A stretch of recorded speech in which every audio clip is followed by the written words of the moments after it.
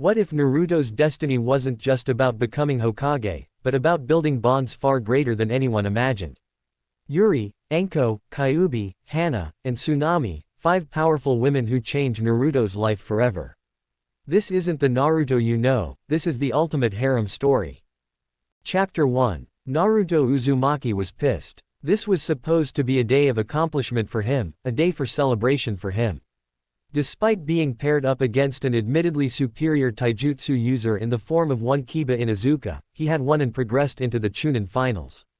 Some may argue that his victory over the Inuzuka may have been a fluke, but at least he didn't win by something embarrassing like farting in the mutt's face.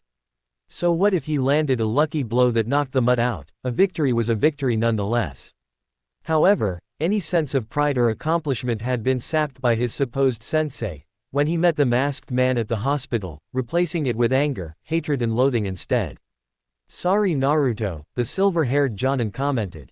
"But I've got other things I need to do. Let me guess, you're going to be training Sasuke, right?" The blonde cut the man off.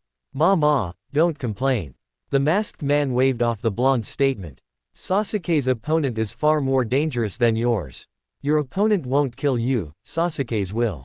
I will give you that." The Uzumaki gritted out, seeing through Kakashi's attempt to guilt-trip him. "Gaara is a far more dangerous opponent than that Hyuga prick, but you are dead wrong if you think that prick won't try to kill me as well. If you had stuck around instead of coddling the Uchiha again, you would have seen him try to kill his own cousin, whom is also a leaf kunoichi. So yeah, Neji Tem has already shown he has no problem killing his own comrades." Kakashi frowned at his student's jab at his coddling of the Uchiha, but let it slide for the time being. Knowing that Naruto had no idea just how much danger the last loyal Uchiha was in, with Orochimaru after the boy for unknown reasons and his recent encounter with Kabuto in the Uchiha's room not too long ago. However, the masked Jonin did have to relent to the fact that the blonde genin was correct. His rival, Guy, had been ranting not too long ago about how unyouthful his student was for attempting to end the life of such a youthful kunoichi. Which meant that Naruto was in just as much danger as Sasuke. The only exception was that at least against Neji, the proctor would be able to stop the match should the risk of death be imminent, unlike with Gaara, whom Kakashi was sure would kill the proctor just for getting in the way. Though, that would hardly matter if the Hyuga already scored a direct Juken strike to the heart. Which left only him one option to keep his blonde student safe. "Then perhaps you should simply quit, and try again next year," the Jonin lazily advised, refusing to look up from his book. Sure, it may hurt the blonde teen for a bit, but better than dying, wasn't it? However, he failed to notice that his words had only served to infuriate the blonde further. "So that's it then," Naruto ground out, clenching his fists. "Those are the words of advice from my sensei. Just give up." "Naruto," Kakashi sighed, finally closing his book with an annoyed clap. "The reason I am advising you to drop out of the exams is because you don't have what it takes to be a Chunin, Sasuke does. Between the three of you, you lack the required skills and maturity to put others before yourself that comes with being promoted, and above all, you require the most work to improve." "Bullshit," the blonde scoffed, glaring up at the silver-haired man. "I probably put the most fucking work into this farce of a team. The Tem gets everything handed to him on a silver platter, while I work my ass off to get the skills and techniques I have. And don't even get me started on Haruno." The masked Jonin frowned at the blonde's words. "She is, without a doubt, the weakest member of this team." The whiskered teen continued to rant. "Her chakra reserves are barely above that of an academy student's, and her repertoire doesn't even extend beyond the Henge, Kawarimi, and Bunshin. Basic academy jutsu." Naruto paused, looking the Jonin in his exposed eye.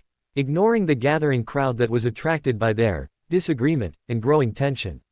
One in particular took special interest in the conversation. Wearing a purple dodo on her chest, supported by 8 straps that meet on her back, forming a spider-like pattern. Her black hair styled into 2 horns on top of her head, which were secured into place with pink ribbons. Purple eyes gleaming with malicious mischief, one more so than the other. Hell, the only reason she survived her encounter with the Odo team was because they didn't see her as a threat. The kunoichi on their team fucking toyed with her, mocking her the entire time. He continued. "At this rate, the only future Haruno will have is being a cum dumpster for an enemy shinobi until he grows bored of her holes and slits her throat, simply because of her lack and refusal to train and the fact that she foolishly believes that the damn Uchiha Tem will swoop in and rescue her.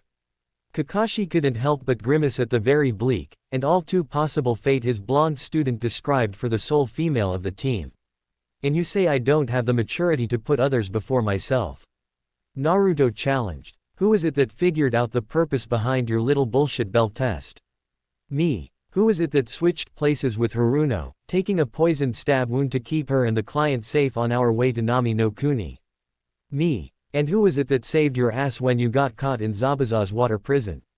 Silence. Me. The Uzumaki seethed. All you do is focus on the damn Uchiha, while leaving your other two students to flounder in their training, or in Haruno's case, no training at all.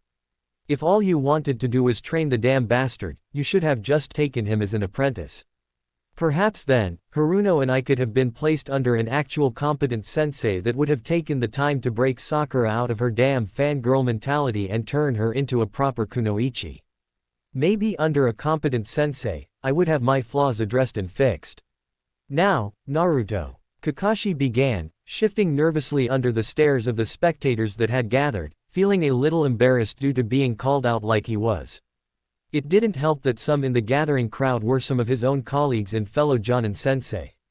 I know you're upset at me for telling you to quit, but that is no excuse for telling lies.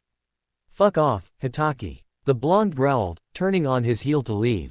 It's clear I made a mistake in actually placing my trust in you. You're just like every other sack of shit, always wanting to hold the demon brat back. The masked Jonin frowned at the lack of suffix that should be attached to his name, as well as the informal way the blonde had addressed him, implying that the whiskered teen had completely dismissed the man as his sensei. Know this, Hitaki. Naruto turned his head, glaring at the silver-haired Jonin.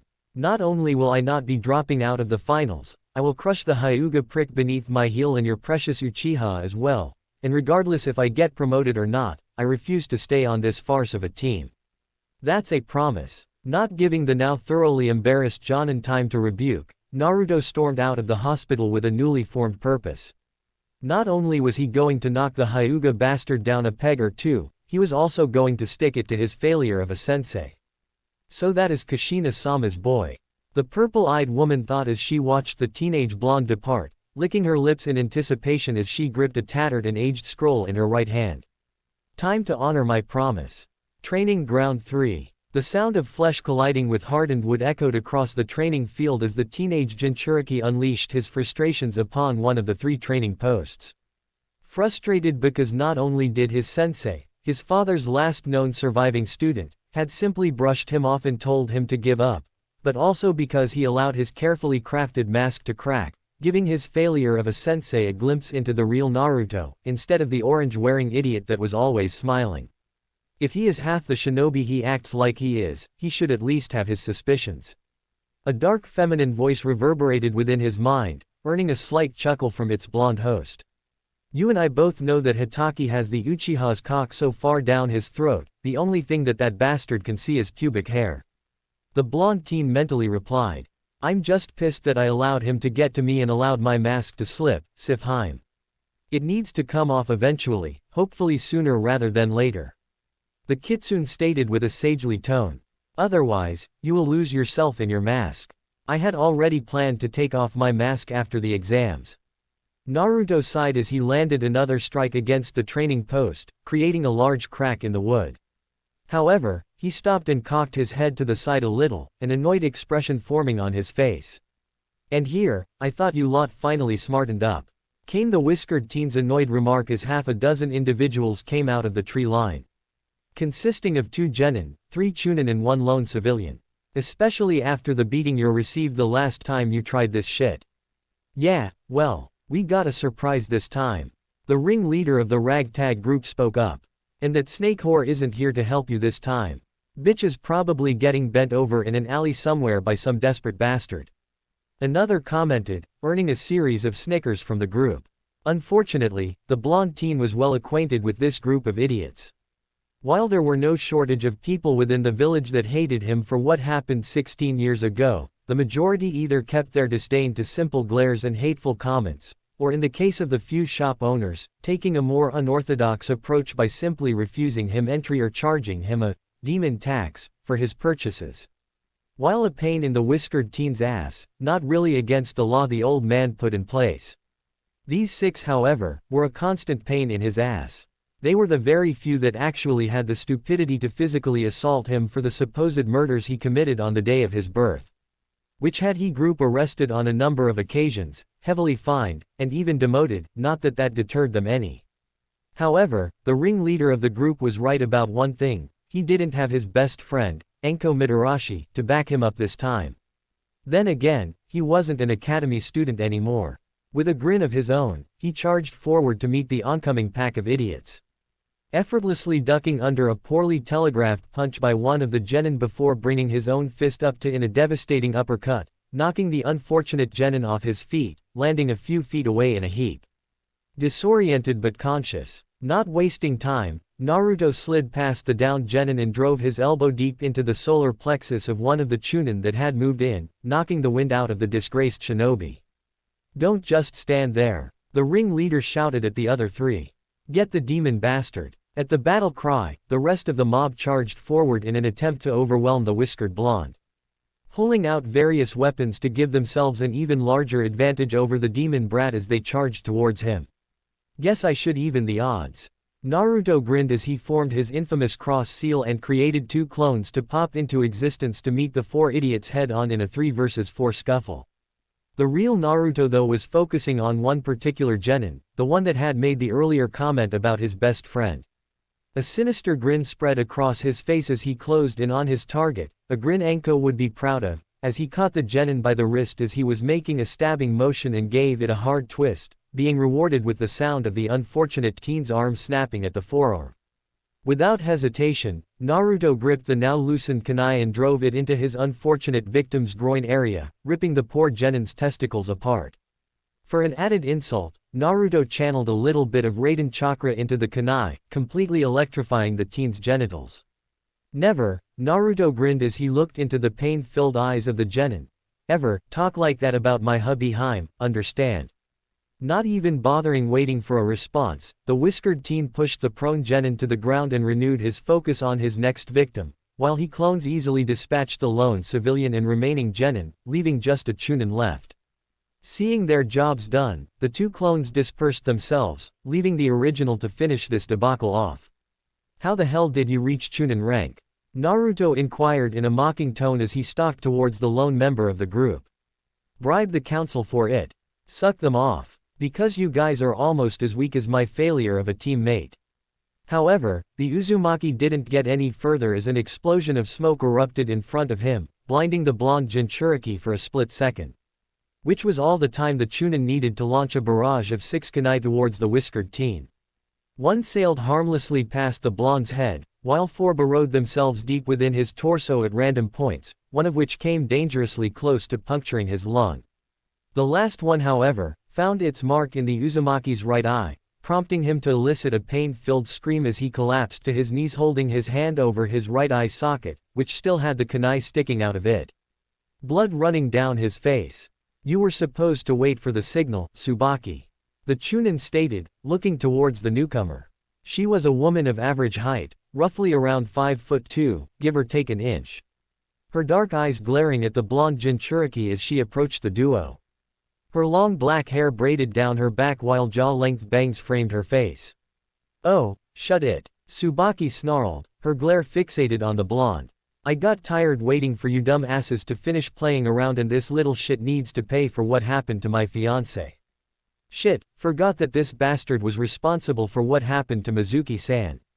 By now, some of the others had begun to find their way back to their feet and hobble towards the group. 2 of which moved to get their severely injured friend to the hospital and no doubt report what the demon did, leaving only 3 of the original group and the newly arrived Tsubaki. "Hey, all this for that fucking traitor." Naruto spat, literally, as a glob of blood landed at the woman's feet. This of course only earned him a swift kick to his chest from the scorned woman, aggravating his wounds further. Pain exploded in his chest on the left side and he struggled to take in oxygen. A clear indication that his lung was just punctured. Mizuki-kun was not a traitor. Wham! He was a loyal shinobi. Wham! That loved this village. Wham! And you framed him. Tsubaki raged. You are the traitor. One final kick sent the blonde Jinchuriki on his back, skidding a few feet along the ground. You took him away from me. She snarled as she reached behind her and pulled out a ninjutsu from where it was holstered on her back as she stalked closer towards the blonde. And now, I will have my revenge. Don't worry, demon brat. The ringleader of the mob grinned. We'll take good care of that snake whore for ya. However, Tsubaki was frozen in place when she felt an eruption of malevolent killer intent behind her, prompting her and the others to turn around to see the sight of a lone dark-haired woman, standing no taller than 5'5", her hair styled up into two horn-like designs atop her head. Her left eye gleaming brightly, promising untold pain. "WHWH, who are you?" The Chunin stammered, his knees shaking in fear at the amount of killer intent the woman was releasing. No, it can't be," Tsubaki stammered, taking an unconscious step back as her ninjutsu clanged as it hit the ground. The purple dudo, the spider design the support straps created, the baggy off-white sweatpants and purple tights, and long fingerless gloves. Her bright pink painted fingernails and kunoichi combat sandals. She recognized it all. Yuri, the Widowmaker, Han. What do you want? Another stammered, nearly pissing himself when the purple-clad woman licked her lips, as if eyeing prey to be devoured. I happen to have a. Yuri grinned, licking her lips once more. Personal interest in that handsome blonde over there, bleeding out. Yo, you want to kill the brat too? Yuri's left eye roared to life once more as she grinned madly, signifying that the idiot had chosen the wrong words to utter. Seconds later, screams echoed off the surrounding trees. Ignoring the blood that now drenched the training field, Yuri approached the prone form of Naruto, whom had finally fallen unconscious due to the wounds he had received just moments earlier. Kneeling down, she cupped the whiskered teen's cheek, allowing her to get a good look at his blood-caked face, a genuine smile creeping across her face. Defiant to the end, even when faced with death, she whispered, "Just like your mother." Gently, she lifted him up and cradled him, departing the training field. SIN. Shinobi Information Network Konoha Branch. Yuri Han observed through the observation window as a team of doctors and nurses seemingly danced around the operating room below her, working to save the young blonde's life that she had brought in not even an hour ago.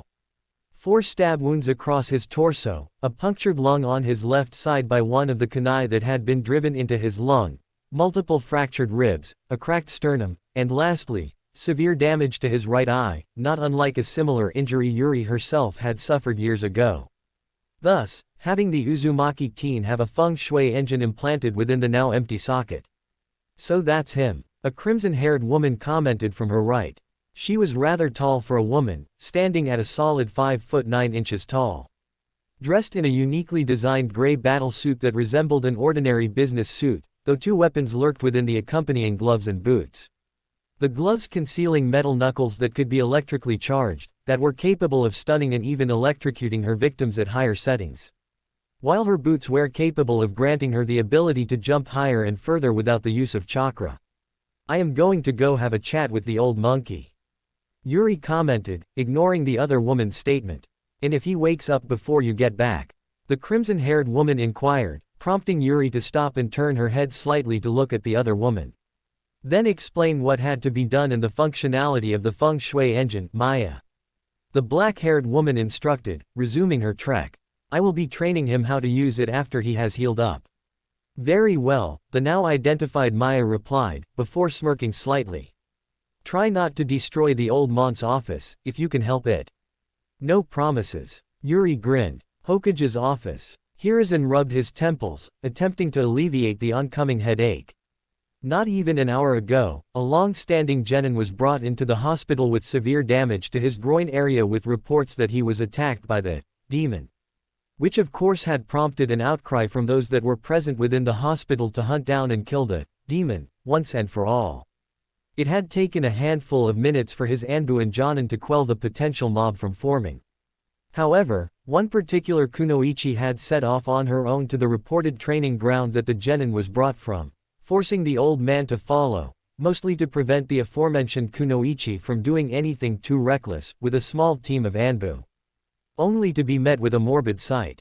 Blood soaked the ground, splattered against the training post whilst bodies, horribly disfigured, littered the ground. Despite the mutilation, they were able to identify the so-called victims as the group that had constantly harassed the blonde Jinchuriki, and were also stupid enough to target Anko Mitarashi as well. The remaining victim, whom was left barely alive no doubt as a warning to others, was identified as none other than Mizuki Toji's estranged fiancé, Tsubaki Koto. Hiruzen ordered his Anbu to take the woman to the hospital so she could be interrogated later, by an eager snake mistress. However, there was a problem.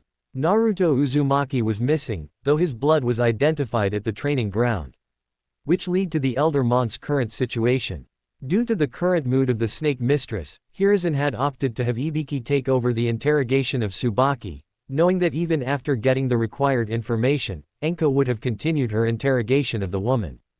Interrogation and torture becomes an entirely different thing when it becomes personal, and due to the close friendship the two pariahs had, it was extremely personal for Anko. Something the snake mistress had not taken well, and Hiruzen was forced to ask his most trusted Anbu, and personal friend of Anko, to escort her out of the office to cool off for a bit. Knowing that at this moment only Yugao, aka Anbu Neko, would be able to calm the infuriated snake mistress. At this point, Hiruzen didn't think his day could get any worse. Wham! Apparently he was mistaken. One of the double doors to his office went flying off its hinges, embedding itself into the far wall, while the remaining door was left hanging loosely from its hinge before falling to the ground in a loud clatter. A lone female figure stood in the now empty doorway, her leg fully extended while her left eye glowed with mischievous intent and an insane grin plastered to her face. "Hey, you old bastard!" the woman greeted as she jumped up on the elder Mont's desk, crossing her legs. Inadvertently, pushing off some of the stacks of paper that were once stacked on top of the desk.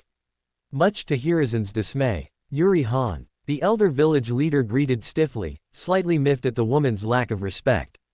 "I wasn't aware you were back on this side of the world. Well, the Outerlands got boring, so I decided to come back here to find something to entertain myself with." Yuri grinned. "Suppose it would be pointless to ask if you are here for business or pleasure then." "Silly monkey, business is always pleasure for me, however." Her mood shifted from mischievous and playful to cruel and psychotic as her right leg snapped out of its lotus position and pinned the elder man to the back of his chair, prompting the Anbu on guard to surround the woman, their blades drawn. "You better have a damn good reason as to why I was never told about Kushina-sama's death." Hiruzen's expression shifted from one alarm to one of confusion as he heard this. "What do you mean?" he inquired, ignoring the foot on his throat. "I had ordered Jiraiya to contact you after it happened." Yuri snarled and pushed herself into a back flip off the desk, landing in the center of the Anbu gathered, though paying no mind to them. If anything, seemingly more annoyed than anything else that they thought she would be intimidated by them. "You actually trusted that sleazy sack of shit," the black-haired woman commented with disdain, flicking one of the ANBU's katana, almost as if mocking them. "You know that frog fucker would do anything to spite Kushina-sama." Hiruzen frowned, knowing what the black-haired woman said was true.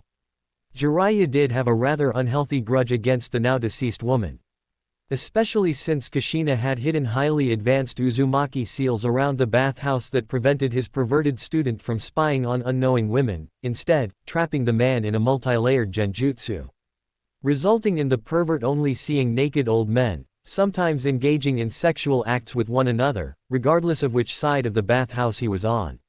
Even better, at least for the women, if Jiraiya attempted to flare his chakra to break the genjutsu, it would trigger alarms around the property. Not only alerting the women inside, but also Anbu to the area. The elder village leader also held no doubt that Jiraiya blamed Kushina for getting in between him and his student. Not allowing Minato to be swayed by the Toad Hermit's perversion. As well as implementing a very strong belief of family comes first mindset within the revered Yondaime. Something that Jiraiya was adamantly against, oftentimes putting himself first before others. A tendency he had attempted to push onto Minato, only to fail once Kushina had entered the picture.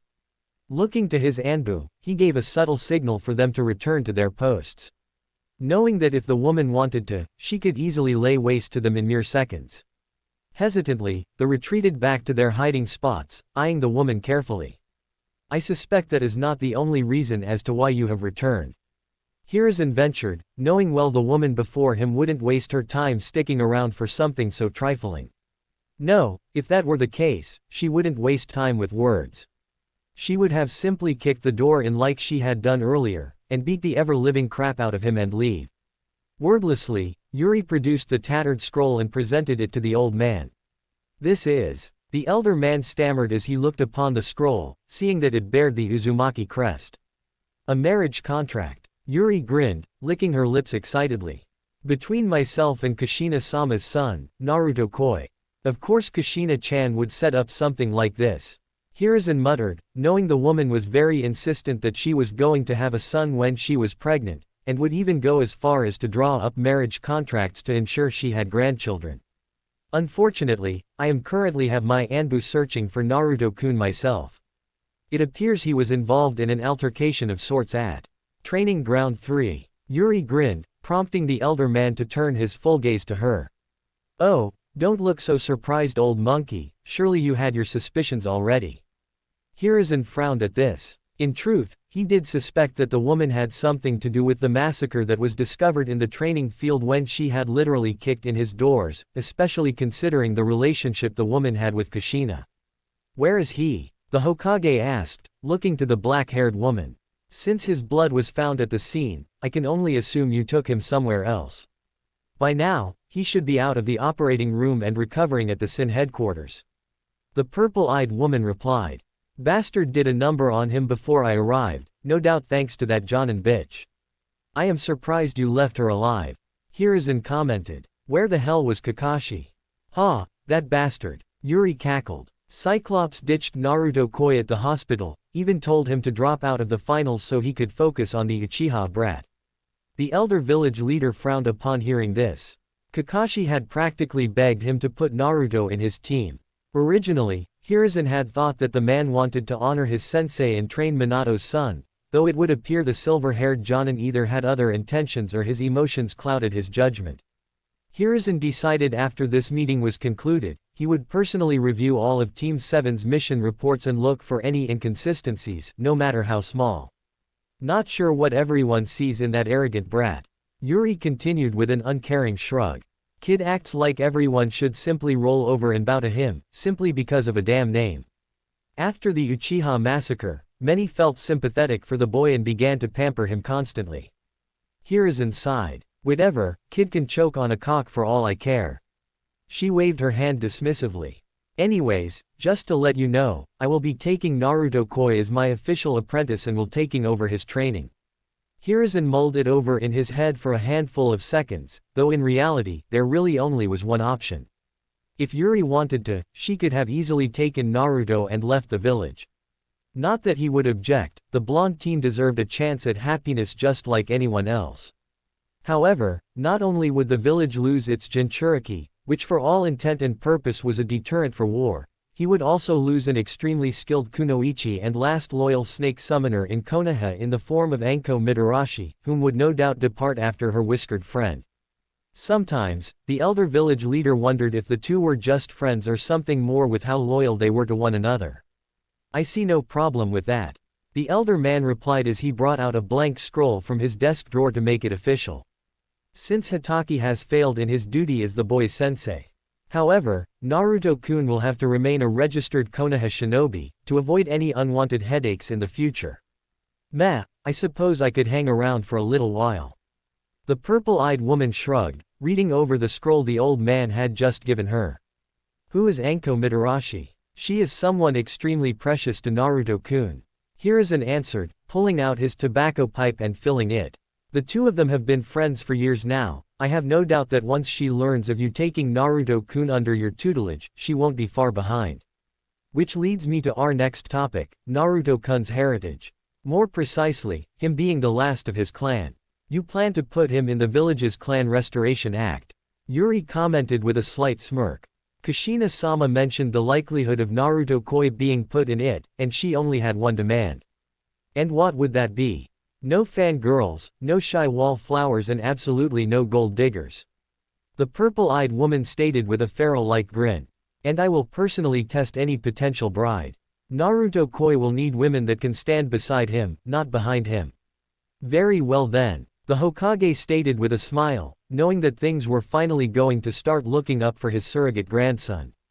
I leave Naruto-kun's training and other interests in your hands, Yuri-san. I look forward to seeing the fruits of your labor in the finals. By the time I am finished with him, Yuri grinned madly, her left eye glowing with mischief. Naruto Koi will crush everyone and leave only dust in his wake. Chapter 2. The bitter antiseptic aroma with undertones of artificial fragrance contained within the soaps and cleaning solutions used by the staff assaulted the young teen's nostrils as he slowly became aware of his surroundings. A dull rhythmic beating of the heart monitor droned on in the background. Due to the lack of discomfort, it was clear that he was not in Konoha's hospital. His bandages wrapped firmly around his torso, with extra gauze around the stab wounds he had received from the kunai. While the IV lines were properly inserted, instead of being haphazardly thrust into his arm. While the doctors and nurses at Konoha's General Hospital didn't do anything that would hamper his overall recovery the few times he had been forced to go there, either for regular checkups or self-inflicted training injuries, it was clear that their bedside manners could use some work, at least when it came to him. Tentatively he reached up and brushed his fingers over the cloth that covered his right eye, a frown forming on his face as he recounted the events that had transpired at the training ground. He had hoped that Sif Chan's chakra would have been able to help replace the eye he had lost, but it appeared there were limitations to what injuries she could heal. As well as his own legendary Uzumaki healing factor. Still, the socket didn't feel empty. No, there was something behind the bandage. "Ah, you're awake." An alluring voice came from the doorway, prompting the whiskered teen to take notice of the crimson-haired woman that stood there. She stood roughly the same height as himself, around 5'9", a pair of yellow-tinted sunglasses obscuring her bluish-green eyes.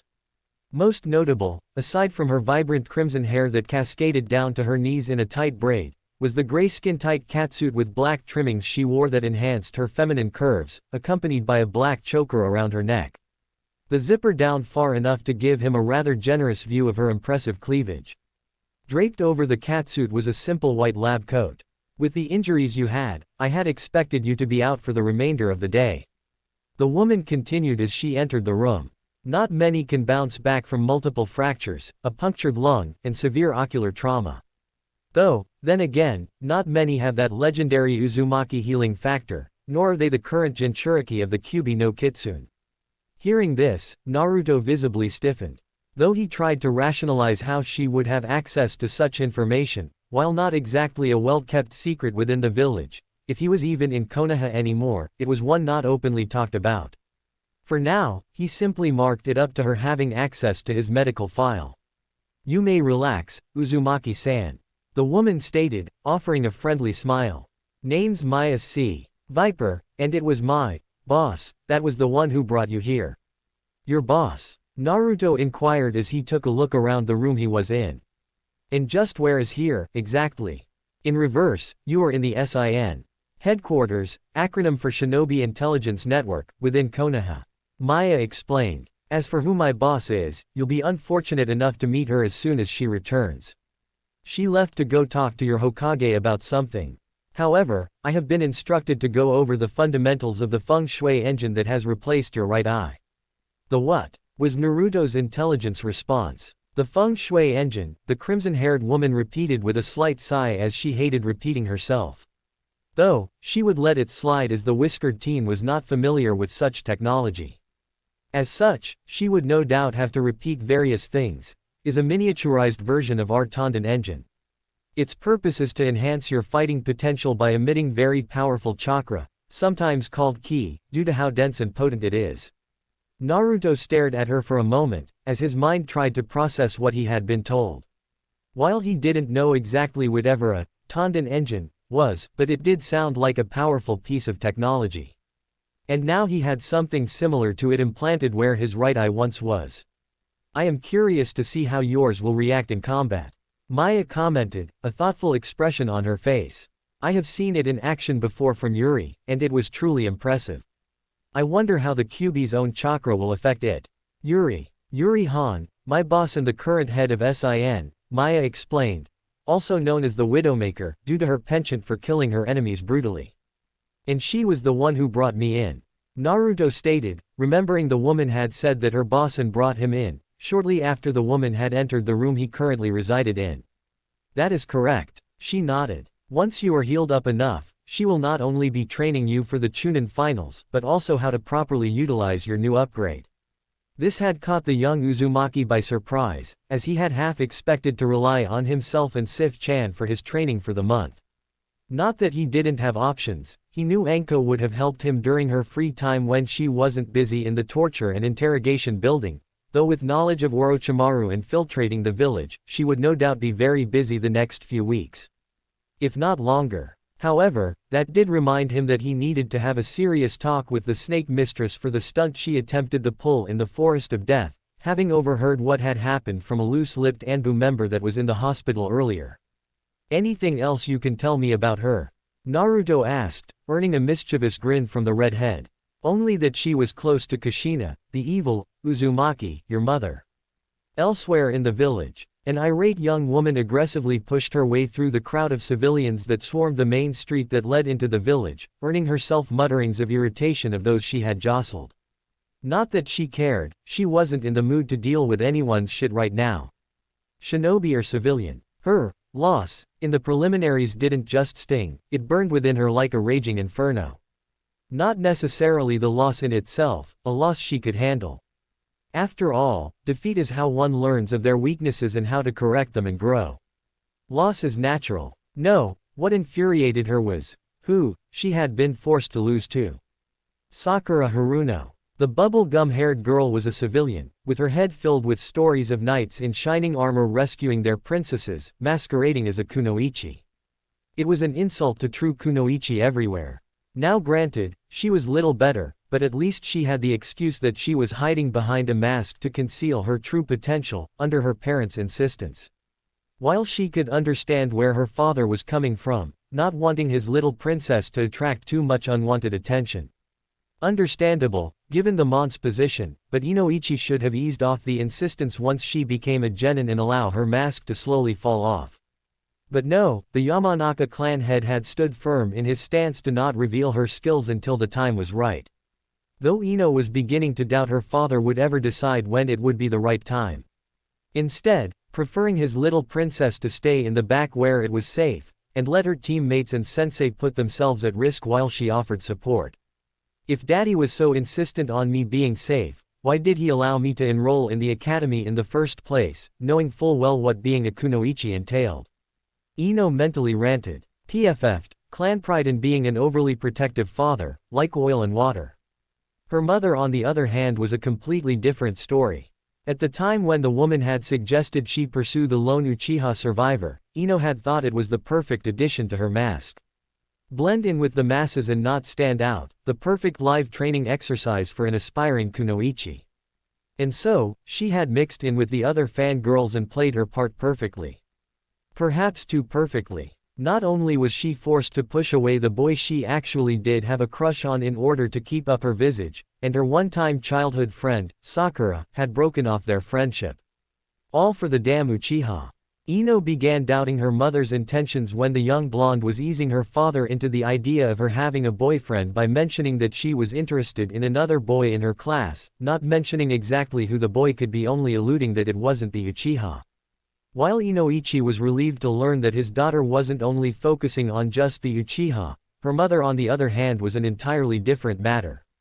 The woman had looked downright insulted that the young heiress had even dared to look at another man that wasn't the sole Uchiha and had gone into an entire rant of how she should focus only on the Uchiha and no one else. Ino was jarred out of her thoughts when she collided with something, or rather, someone that wasn't going to move like the others she had pushed through. Almost sending the young heiress on her rear. Mutterings and whispers echoed as the crowd around them silenced, prompting the blonde mind-walker to look at what had stopped her. "Oh shit," came a frantic whisper from somewhere within the crowd of people. "I am not going to be the one to tell Inoichi how his little princess was murdered." Another harshly whispered, "She's gonna die." My, came a taunting voice from in front of her, prompting the blonde teen to look at the individual she had bumped into. Someone should watch where they're going. Blue met purple as their eyes connected as Ino found herself face to face then none other the Yuri Han. While never having met the woman personally, Yuri's reputation was well known throughout the elemental nations.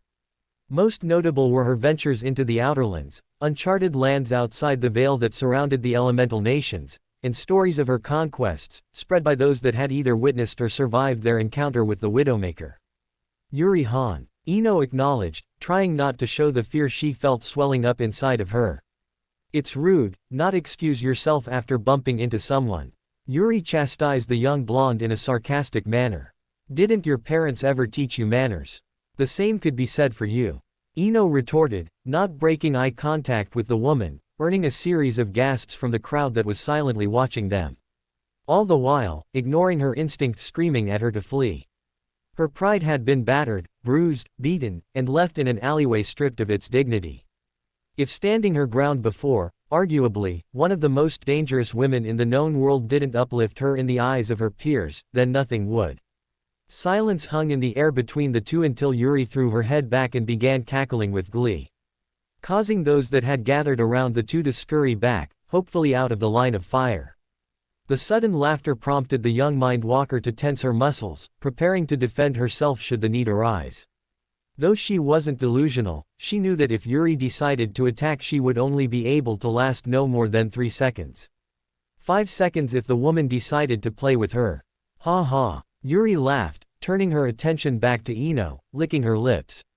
I like you, princess. You actually have a set on you.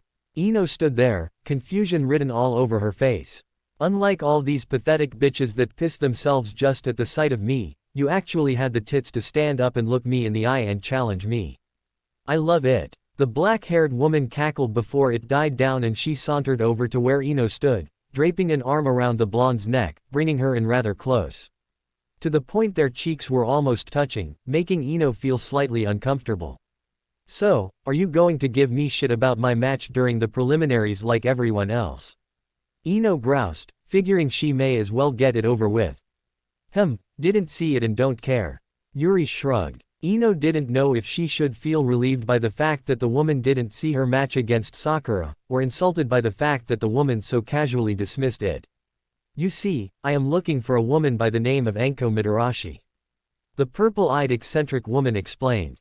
Know her? Yeah, she works with my father. Ino replied, a little unsure and concerned as to why this woman was looking for Anko of all people. If she isn't interrogating someone, she is usually at the dango stand just down the road. Well, let's go then. Yuri exclaimed as she began to drag the poor Yamanaka heiress alongside her. Wait, Ino cried out. Why am I going? Well, I don't know what this Anko person looks like, was the response. And besides, I like your company, princess. My name is Ino. Ino ground out, getting annoyed at being called princess by the older woman. Noted, princess, Yuri stated, earning another growl from the blonde as she was dragged along. Now let's go. SIN. Headquarters, late afternoon. Naruto laid back in his newly assigned bed, having been disconnected and released from the medical wing, trying to wrap his head around everything Maya had explained to him. First and foremost was his new eye. While the technical aspects were still lost on him, he did understand that it operated a lot like the Uchiha Prick's Sharingan eye to a degree. While it couldn't copy the techniques being used, unless certain conditions were met which Maya had been tight-lipped about, it could however predict attack patterns and movements. Something that would no doubt prove to be very useful in the finals.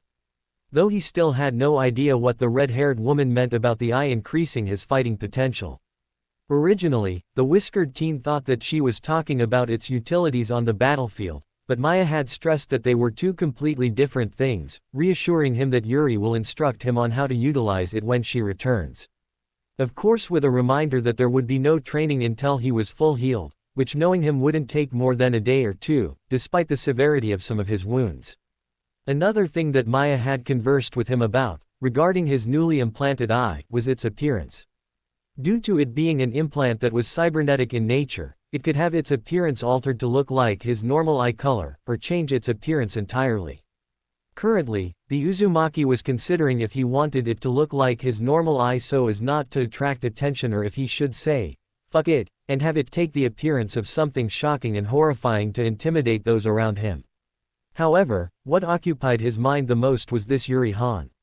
The only thing he knew about her so far was that she was the current head of the Shinobi Information Network, which was the organization that foot the bill for his surgeries and the ones that designed his new eyeball. But above all that, Maya had said that this woman personally knew his mother and was really close to her, which filled his head with so many questions. Mainly due to the fact that he couldn't just openly ask about either of his parents in the village, due to the fact that technically, he wasn't supposed to know just yet. So he couldn't just walk up to someone that would know of his mother or father and ask them about his parents. Mainly because it would incite a panic for two reasons. First and foremost, would be the collective of idiots that would be in denial about being the son of one of their most feared kunoichi and their revered hero. Secondly would be that of his parents' enemies, both outside and inside the village. The ones from outside the village he could handle, the ones inside was a different story. He knew full well that both his father and mother had rubbed a lot of people the wrong way throughout their respective careers and rise through the ranks, some of which were now sitting on the civilian council. And diplomatic enemies with a pen were far more dangerous than any shinobi or kunoichi he would encounter outside the village. Now though, he had someone he could openly ask that personally knew her, and hopefully get some answers and perhaps a few stories about his mother. He had asked Sif about her, but much to the embarrassment of the vixen, she had admitted that she had slept most of the time while being contained with the hot-tempered Uzumaki woman, due to the fact that Kushina hardly ever called on her power. Instead, relying on her own, which had earned the woman a large amount of respect from the kitsune and the primary reason as to why the foxy woman had given the Uzumaki princess's son a fair chance early on. All I gotta do is wait for this Yuri woman to return. Naruto mumbled softly to himself as he closed his lone eye, allowing a peaceful sleep to fall over him. Dango stand and bar, same time. Thunk. Another dango stick found itself embedded halfway into the wall across from an incensed Anko Mitarashi, completing the last touch on the Uzumaki clan symbol she had made out of the dango sticks she had thrown. A clan that had been essential in the founding of Konohagakure, acting as a mediator between the Uchiha clan and the Senju clan, only to be nearly wiped out nearly 3 decades ago by the combined forces of Kurigakure, Iwagakure, and Kumogakure. And how did those sacks of shit that sat on the Elder Council pay tribute to their fallen clan and longtime allies? By removing every mention of them from the Academy's curriculum, as well as the public library, and stealing their clan symbol. Supposedly to honor their fallen comrades. Anko had thought otherwise. Without a doubt, the Snake Mistress was sure the real reason the swirl was even implemented in the leaf's symbol was due to the fact that the Uzumaki clan had more renown than Konoha did in those jealous old bastards, and bitch, that an independent clan had more recognition than an established hidden village. And now the only known surviving clan member of the Uzumaki clan has been attacked, and is now missing. Anko muttered to herself, taking another bite out of her dango before slamming her fist on the countertop, startling nearby patrons. And damn that old man. Hey, watch the countertop. Came an annoyed voice from down the bar, earning the barkeep a scowl from the Snake Mistress. Bad enough you use my wall as your own personal dart board, Kami Almighty, why the hell did Anbuneko have to leave you unattended? Hey, blame the old man. Anko retorted. If it wasn't for him, I would be thoroughly enjoying my work, getting every ounce of information out of that bitch and then some. Look hun, the woman sighed as she moved down to talk with her regular customer and friend. I know you're afraid. Anko shot the woman a dirty look. Oh, don't give me that look. The barkeep scoffed, not the least bit intimidated by the Snake Mistress. You can still be a bad-ass bitch and still be afraid for someone. Now, as I was saying, the woman continued, I know you're afraid, but you have to trust in Hokage-sama's decision and trust that he did what he did to protect you, not the suspect. What would he tell your little pocket of sunshine after you got yourself locked up for going too far with the suspect? A frown formed on the Snake Mistress's face. She had been so upset due to the fact that her little Whiskers was missing, and all they had found were traces of his blood at the scene, that she didn't even think nor care about the consequences of her actions, should she had been allowed to go through with them. Maybe. Anko sighed, relenting to the fact that the barkeep was correct. Still would make me feel a lot better if I could hear that bitch scream though. Anyways, thanks for the pep talk Kimiko. Yeah. The woman now identified as Kimiko responded as she set to work wiping down the countertop in front of them. So, Anko repeated. When he turns up again, Kimiko grinned mischievously. You finally going to make him as yours. A light blush dusted the snake mistress's cheeks due to being called out so bluntly by her friend. You know, if Nai-chan were here, she would be chastising you about encouraging me to go after a younger man. Anko commented with a sarcastic undertone. While she knew the famed genjutsu mistress had good intentions, it was just beyond frustrating that the woman constantly tried to hook Anko up with men her own age range. Of course, every attempt had ended in one disastrous failure after another. Not due to any fault of her own. Each of the supposedly good guys Kurenai had set her up with had all been after one thing, and when they didn't get it, they would hurl insults at her. The worst however had been none other than Iruka Yumino. The bastard had attempted to use his own connection, and supposed brother-like relationship with Naruto to weasel himself in. Though the snake mistress knew, not only from the mont's body language, but from Naruto himself that the whiskered teen didn't see the man as a brother in the slightest. Hell, the two of them even had suspicions that Iruka was one of the primary culprits in attempting to sabotage the blonde's studies. Ah yeah, the expert on relationships. Kimiko scoffed. Because her love life is so perfect. Anko couldn't help but snort at this. It was a sad fact that both the snake mistress and Kimiko knew. While Asuma was a respectable shinobi, and an overall decent person, his eyes wandered. While she had no proof, Anko was fairly certain the man would spend time in brothels while out of the village. The two of them had attempted to warn the genjutsu mistress about her mont's wandering eye, but it fell on deaf ears as she casually dismissed it of him being observant of his surroundings like a proper shinobi should. Well, the snake mistress sighed. We tried to warn her. Just so you know, the barkeep said. When it happens, I am going to fly a big-ass banner over my bar saying, I told you so. Anko couldn't help but chuckle at the thought of Kimiko flying a massive banner over her bar top, while an emotionally distraught Kurenai drowned her sorrows in sake. Thanks Kimiko, for talking some sense into me. The snake mistress expressed her gratitude. No telling what I would have done if I kept my original mindset for much longer. Well, I'll waive my usual consoler's fee this time. The woman jested, before turning her attention to a group of patrons entering the establishment. Anyways, I need to get back to work. Call me if you need anything. Anko nodded silently, turning her attention back to her dango before she noticed the entire stand suddenly go silent, almost as if everyone had suddenly disappeared. She didn't have time to ponder as she suddenly felt the weight of someone's arm hanging casually of her shoulder. Looking to her left, brown pupil-less eyes met with purple. The woman that was now hanging over the snake mistress was a little shorter than herself, with her black hair tied up into horns at the top of her head, her left eye seemingly glowing brighter than her right. Behind her, stood a visibly concerned Ino Yamanaka, whom had seemingly been dragged her by the strange woman. So, you're the infamous Anko Mitarashi, Konoha's snake mistress. The woman stated, licking her lips as if in anticipation.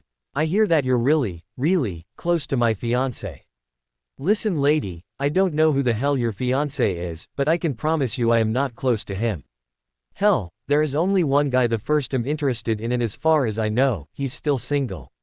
Anko retorted, offended by the fact that yet another woman thought she was seducing their man, no doubt thanks to the rumors spread about her. Who the hell are you, anyways?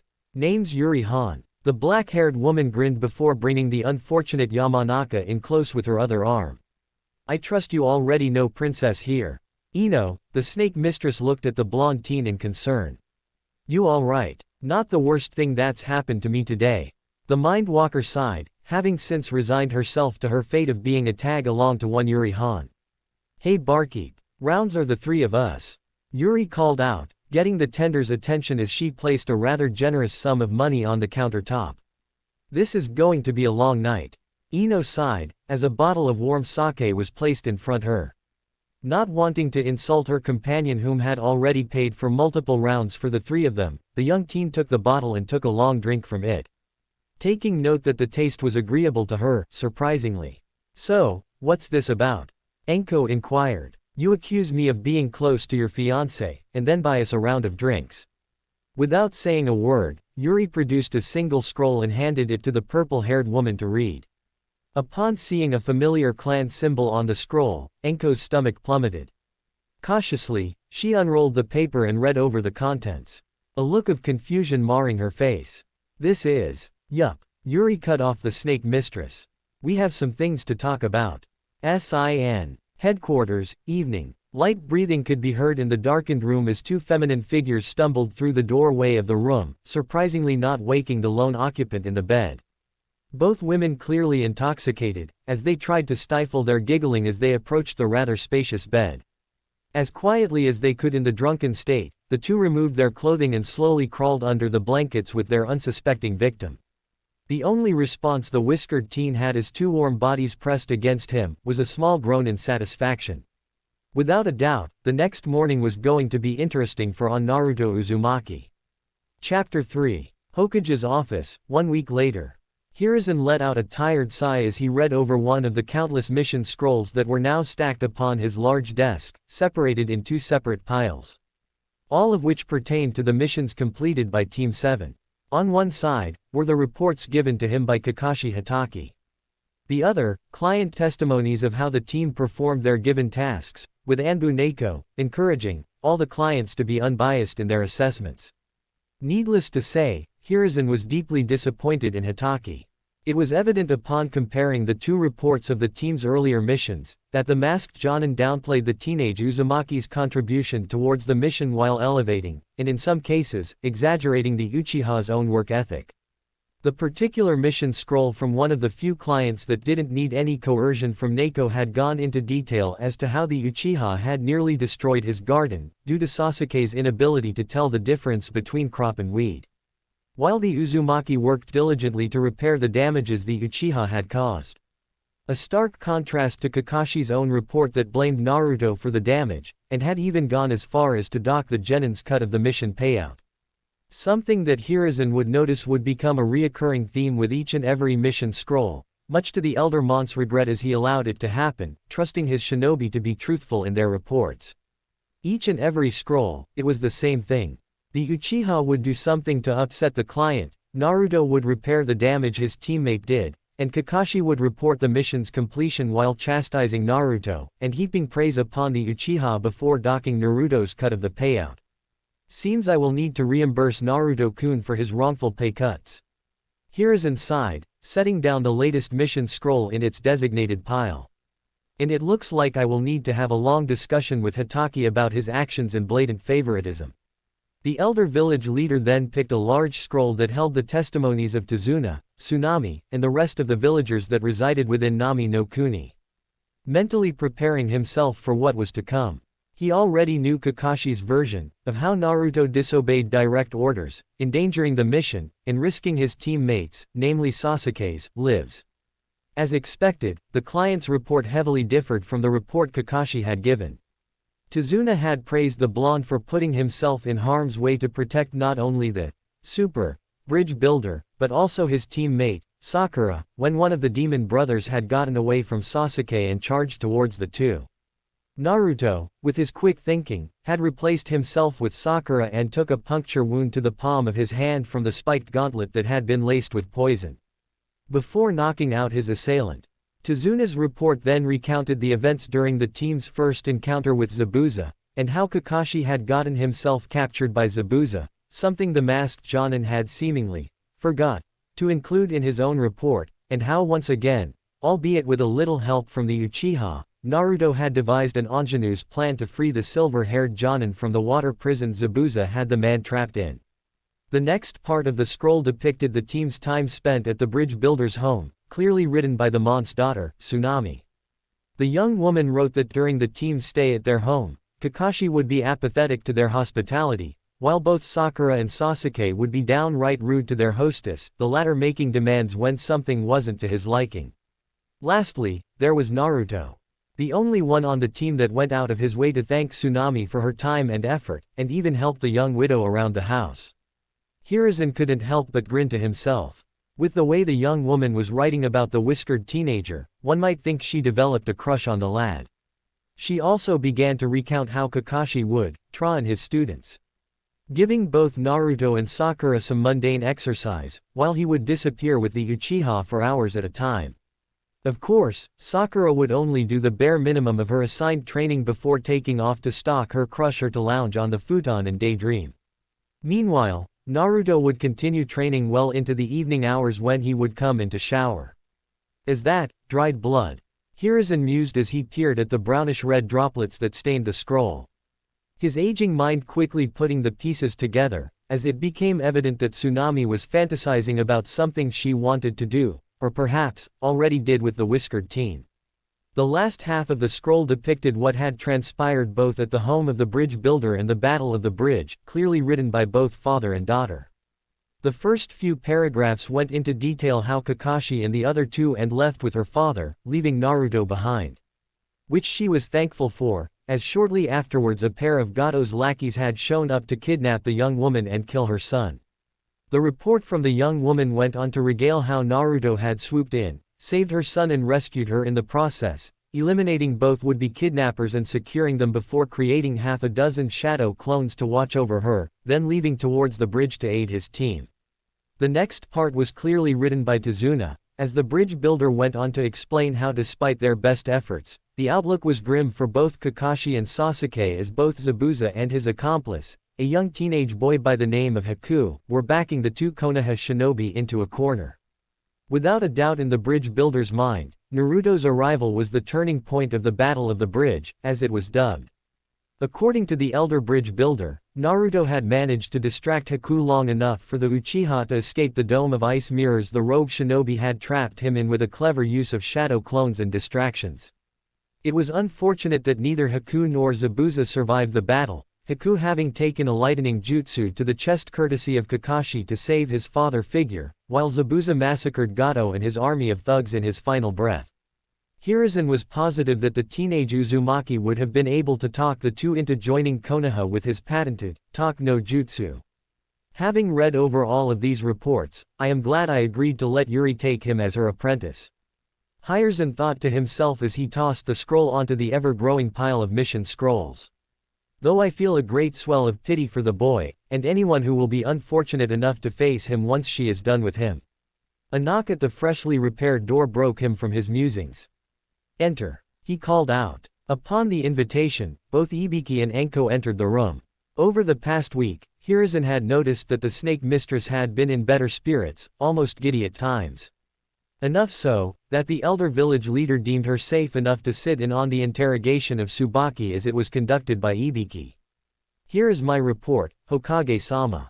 Ibiki stated as he handed the village leader the scroll, detailing all the information they had extracted from the disgraced Jonin. She was rather forthcoming when Anko mentioned inviting Yuri Han into the room. Hiruzen could only sweat drop as the snake mistress shrugged her shoulders. Anyways, it appears that Tsubaki was given falsified reports of the now dubbed the scroll incident, elaborating Mizuki's innocence, as well as implicating that Uzumaki framing Mizuki for the theft. Ibiki informed the elder man. Hell, if it wasn't for the fact that I wrote up the original reports, I would have thought they were genuine as well. Who would have access to such reports? Hiruzen questioned out loud, mostly to himself as he tried to think of any potential subjects. And to have such intimate knowledge of what had transpired that night. Unfortunately, Tsubaki does not know the identity of her informant. Ibiki stated, crossing his arms over his chest. Which is not surprising, considering how emotionally fragile she was. I doubt she even thought to question this unknown informant's motives. Something I will have Jiraiya look into. The elder Hokage sighed, hoping the village's spy master would be able to shine some light on this mystery, and why this unknown individual would target young Naruto. In the meantime, there is another matter we must address. Reparation. The head of the torture and interrogation replied, earning a nod from the Hokage and a small frown from the snake mistress, whom seemed to have something on her mind that she was mulling over. Unfortunately, with her not being for any notable family, compiled with the fact that she refused to do any missions after Mizuki's betrayal, Tsubaki has little in the way of monetary value to pay for reparations. Hiruzen stated, due to the fact that Naruto was the son of the revered Yontomi Hokage, Minato Namikaze and the sole heir of the Uzumaki clan after the disappearance of his mother, Kushina Uzumaki, even if both were kept secret from the general populace and the whiskered teen himself for security reasons, the attempted assassination on him would send a shock wave of ramifications throughout the village and beyond. Clans such as the Hyuga and Inazuka would demand answers as to why it was allowed to happen in the first place and would no doubt question the Hokage's ability to keep the village safe. Namely Sum, due to the feral woman's close friendship, almost sister-like relationship with Kushina. The feral woman had still yet to forgive him for not allowing her to adopt Naruto at a young age. So, monetary compensation is out of the question. Anko spoke up for the first time since she entered the office. Unless we liquidate all of her assets. Indeed, the Hokage sighed. The medical treatment Naruto-kun required would make even our more prosperous of clans hard-pressed to pay them off. So even if we were to liquidate all of Tsubaki's assets, it wouldn't even make a dent in the overall bill. We are fortunate that Sin foot the bill for his operations. Sin? Ibiki inquired, having vaguely heard of the organization before. Primarily that they operated outside the Veil in the Outerlands. Shinobi Information Network. Hiruzen answered, giving a side glance to the snake mistress before continue. The current head, Yuri Han, has a vested interest in Naruto-kun, and has taken over his training. Damn, not sure if I should feel sorry for the kid or not, knowing what that woman can do. The large, scarred man stated. Should be entertaining, if nothing else, to see what he will be capable of in the finals. That Hyuga prick won't have a prayer. The snake mistress grinned. Anyways, back to the topic at hand. The village leader turned the discussion back to where they started. What action should we take with Tsubaki Koto? Silence hung between the three for a handful of seconds. In all honesty, Hiruzen was surprised and relieved that Anko had not outright suggested execution yet, considering her mindset a week ago. No doubt in his mind that Naruto himself was the primary reason for the snake mistress's good mood. I may have an idea. Ibiki finally spoke up, prompting the other two to look at him. An unorthodox idea. Holding cell 143, Tsubaki Koto. The young woman of 24 years old sobbed in the corner of her cell, her jaw-length black bangs matted to her wet skin as tears streamed down her cheeks. All throughout her cell was papers and partially unraveled scrolls, strewn about. Official reports of the night her fiancé had betrayed the village, as well as condemning evidence taken from Mizuki's own home after his arrest. Papers detailing meeting points between himself and the notorious traitor, Orochimaru. Written transactions for women the man had seduced and given to the snake Sannin for experimentation, as well as plans to acquire the two clan heiresses from his own class to sell off, after he had grown bored of them. The most damning, however, was the journal of her late fiancé lying face down on the ground before her. In it, detailed his biggest betrayal of all. After the scroll heist, Mizuki had made an agreement with Orochimaru that she would be given to him as well, in exchange for a moderate compensation. Not to be used for experimentation, but rather to be used as the traitor's next body when his current one finally gave out. 250,000 ryo. That was all her loyalty was worth to Mizuki. Having read through all of the evidence that had been presented to her, Tsubaki could only curse herself. She had allowed her unknown informant to manipulate her emotions with honeyed words, sweet lies, and false promises. Foolishly believing them, as if Mizuki would magically be released from prison after she had succeeded in killing the Uzumaki.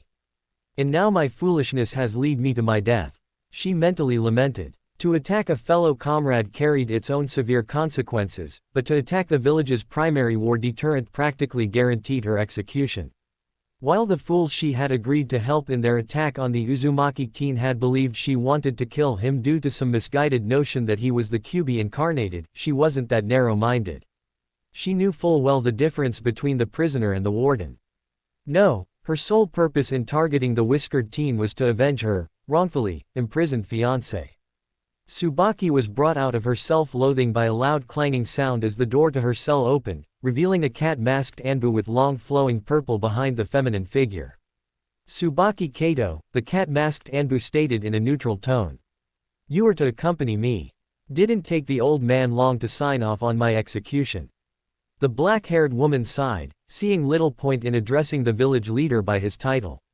Having resigned herself to her fate, Tsubaki pushed herself off the floor and allowed the Anbu to cuff her, before being led out of her cell. Unaware that it was not her execution she was being led to, but rather a second chance at life. Training Ground 44, Forest of Death. Desolation. That was all that surrounded the two combatants. Large trees that had once reached towards the heavens were charred and broken in hundreds of pieces and strewn across the forest floor. Massive craters, measuring at least 2 meters wide and 3 meters deep, scared the earth below them as the two continued to trade blows with one another in quick succession. The whiskered blonde dodging another blow aimed at his head before returning one of his own, putting his opponent on the defense for a few seconds. His right eye glowing a malicious red, taking the appearance of a certain nine-tailed fox. Over the course of the week when he was not being trained into the ground by his fiancée, he had settled on having his new eye remain his normal blue color for the most part, until he activated it. Then it would take the appearance of Sif's eye to strike fear into his unfortunate victim's soul, much to the vixen's enjoyment and approval, finding it flattering even. No doubt it would cause a panic amongst the populace of Konoha. That wasn't the only change the blonde Jinchuriki had undergone. Gone was his horrid bright orange track suit. His new attire consisted of a pair of black Anbu pants held up with a dark red belt adorned with a fox head buckle, surrounded by 9 tails, along with a pair of combat shinobi sandals and accompanying fingerless gloves that had metal plates with the Uzumaki swirl on the back of the hand. His torso remained bare, showing off his toned chest and abs, having foregone a shirt, though he would sometimes wear a mesh sleeveless shirt much to a certain snake mistress's enjoyment. The last piece of his new outfit hung loosely from a lone branch. A burnt orange trench coat with a blood-red inner lining. Jumping back, he avoided an axe kick that shattered the ground once more. Quickly moving to create more distance, Naruto bounded backwards a few more meters before settling in a defensive stance as he awaited the black-haired woman to renew her attack. Her purple left eye glowing brightly as she licked her lips in anticipation, clearly enjoying their exchange. "You've gotten better, Naruto Koi." Yuri grinned, before launching a renewed attack, putting her fiancé on the defensive once more. "Well," Naruto grunted as he caught the punch she had thrown at him, grappling her arm and bringing her face in close to his while his hands locked behind her head, keeping her close. "It helps that I have an attractive and sexy sensei that actually instructs me. Are you trying to use Anko-chan's seduction tactics to unbalance me, Naruto Koi?" Yuri grinned as she threw her weight backwards, breaking his hold on the back of her neck and delivering a quick kick to his chest, sending him sprawling backwards on the ground, whilst she landed softly with practiced grace. "While a good attempt, such tactics won't work on me," the black-haired woman stated with a confident grin. Yeah, Naruto groused as he pushed himself up off the ground. "You and your damn trance." Trance was what Yuri had called her mental discipline that allowed her to focus on just the battle, and nothing else. Making any distractions practically useless against her, even varying degrees of genjutsu were useless against her, due to her potent chakra that created her ki. "Don't worry about it, Naruto Koi, I will be teaching you how to utilize your own form of trance, after I am comfortable with your progress of your feng shui engine," she reassured, as she wanted to give her fiancé every advantage he could get. "I've been meaning to ask." The blonde began, taking a relaxed stance. "I know Maya-san explained that the feng shui engine is a miniaturized version of the Tanden engine, but what exactly is the Tanden engine?"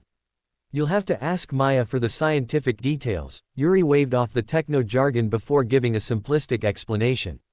"But like our eyes, it generates and harnesses ki while enhancing the user's fighting potential.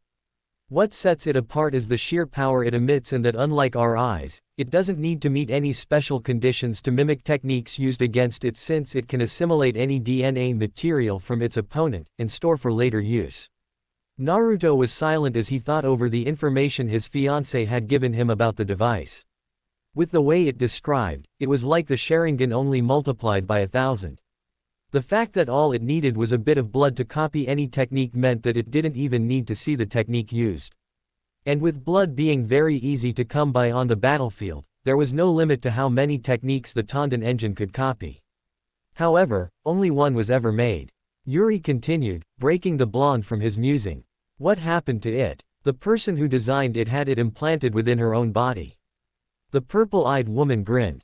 "Who was it?" "Your mother," came the reply. "Kushina-sama also founded SIN as a means to keep an eye on things around the elemental nations and beyond, as well gather intel on what exactly happened to Uzushiogakure. Specifically, Konoha's involvement." "What do you mean?" Naruto inquired, looking to his dark-haired fiancé to clarify. "How much do you know about Uzushiogakure?" The blank look on the whiskered blonde's face was all the dark-haired woman needed to see to get her answer, causing her to snarl slightly. The hypocrites blatantly fly the clan's symbol on their headbands and jackets, but struck them from the history books. Whether it was simply removed from the curriculum of the academy or the entire history of the village remained to be seen. Something she intended to find out. Should have figured, fucking bastards. Yuri sighed, gaining a hardened look. She would be having words with the old monkey about this blatant dishonor against one of the founding clans of Konoha.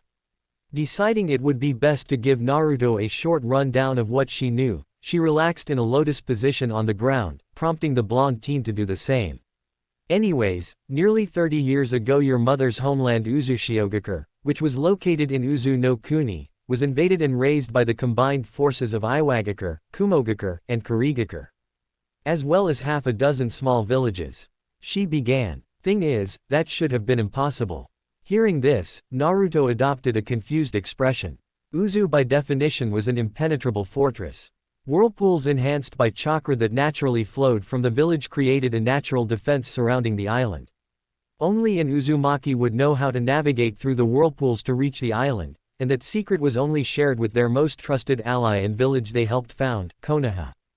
That doesn't make sense. Naruto frowned. GG would never betray an ally like that. Nah, I don't think the old monkey has it in him to betray anyone. Yuri dismissed the possibility of the old bastard doing such a thing.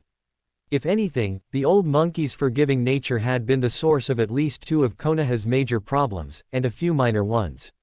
But, there are those within the village that would go behind the monkey's back to do such things. Fucking rancid sacks of shit. The whiskered teen cursed, knowing exactly who his fiancée was referring to.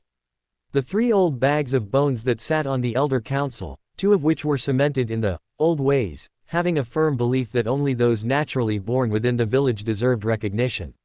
While the last elder, the old war hawk himself, held a firm belief that only he knew how Konoha should be led, and bring every other village and nation under his heel.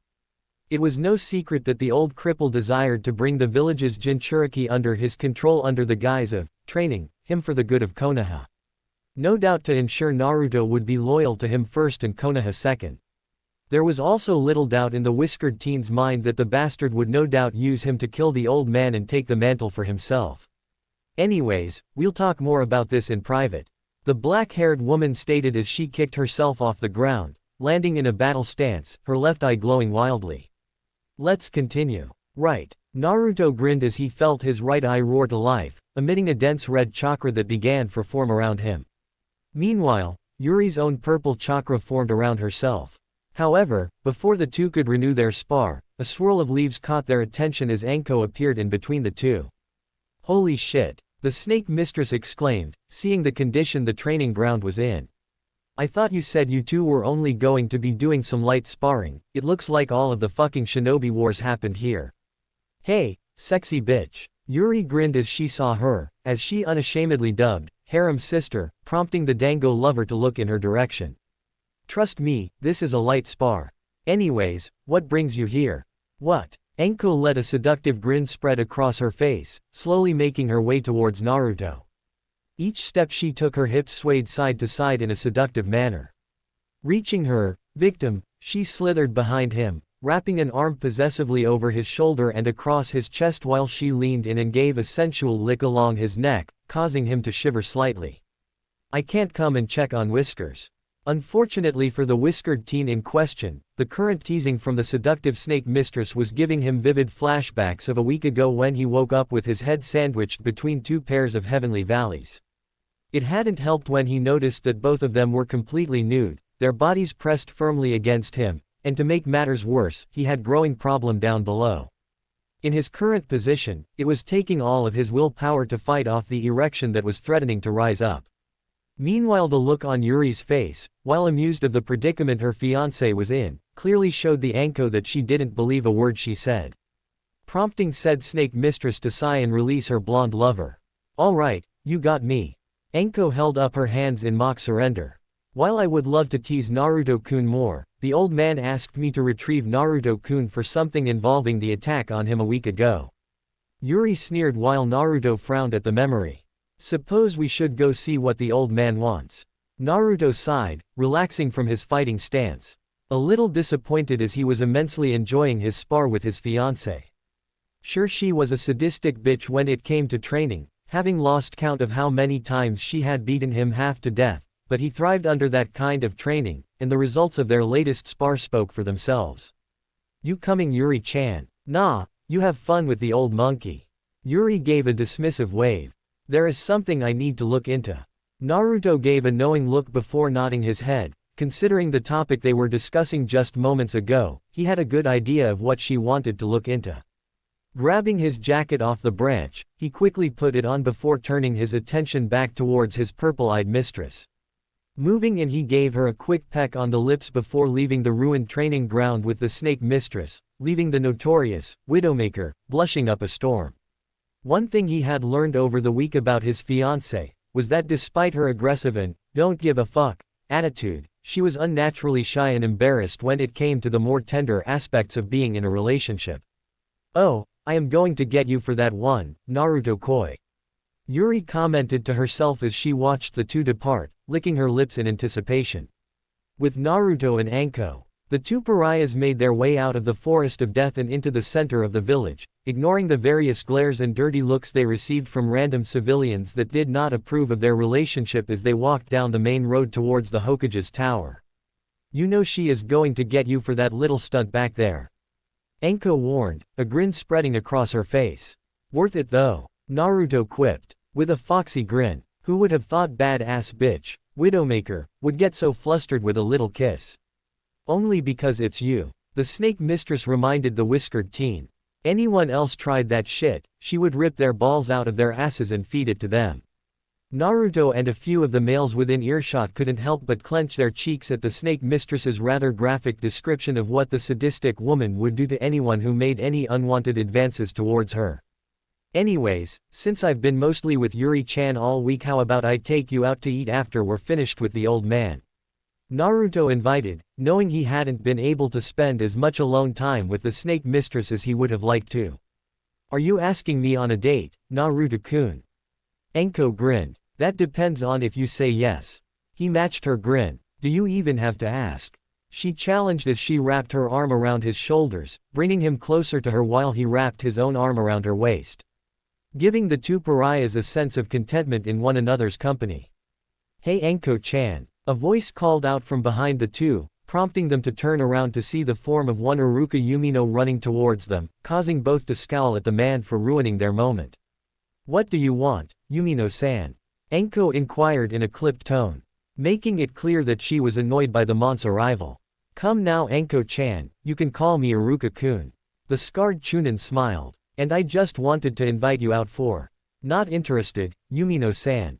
The snake mistress rejected the man's invitation before he could even finish. Now, if you'll excuse us, my boyfriend and I have been summoned by Lord Hokage.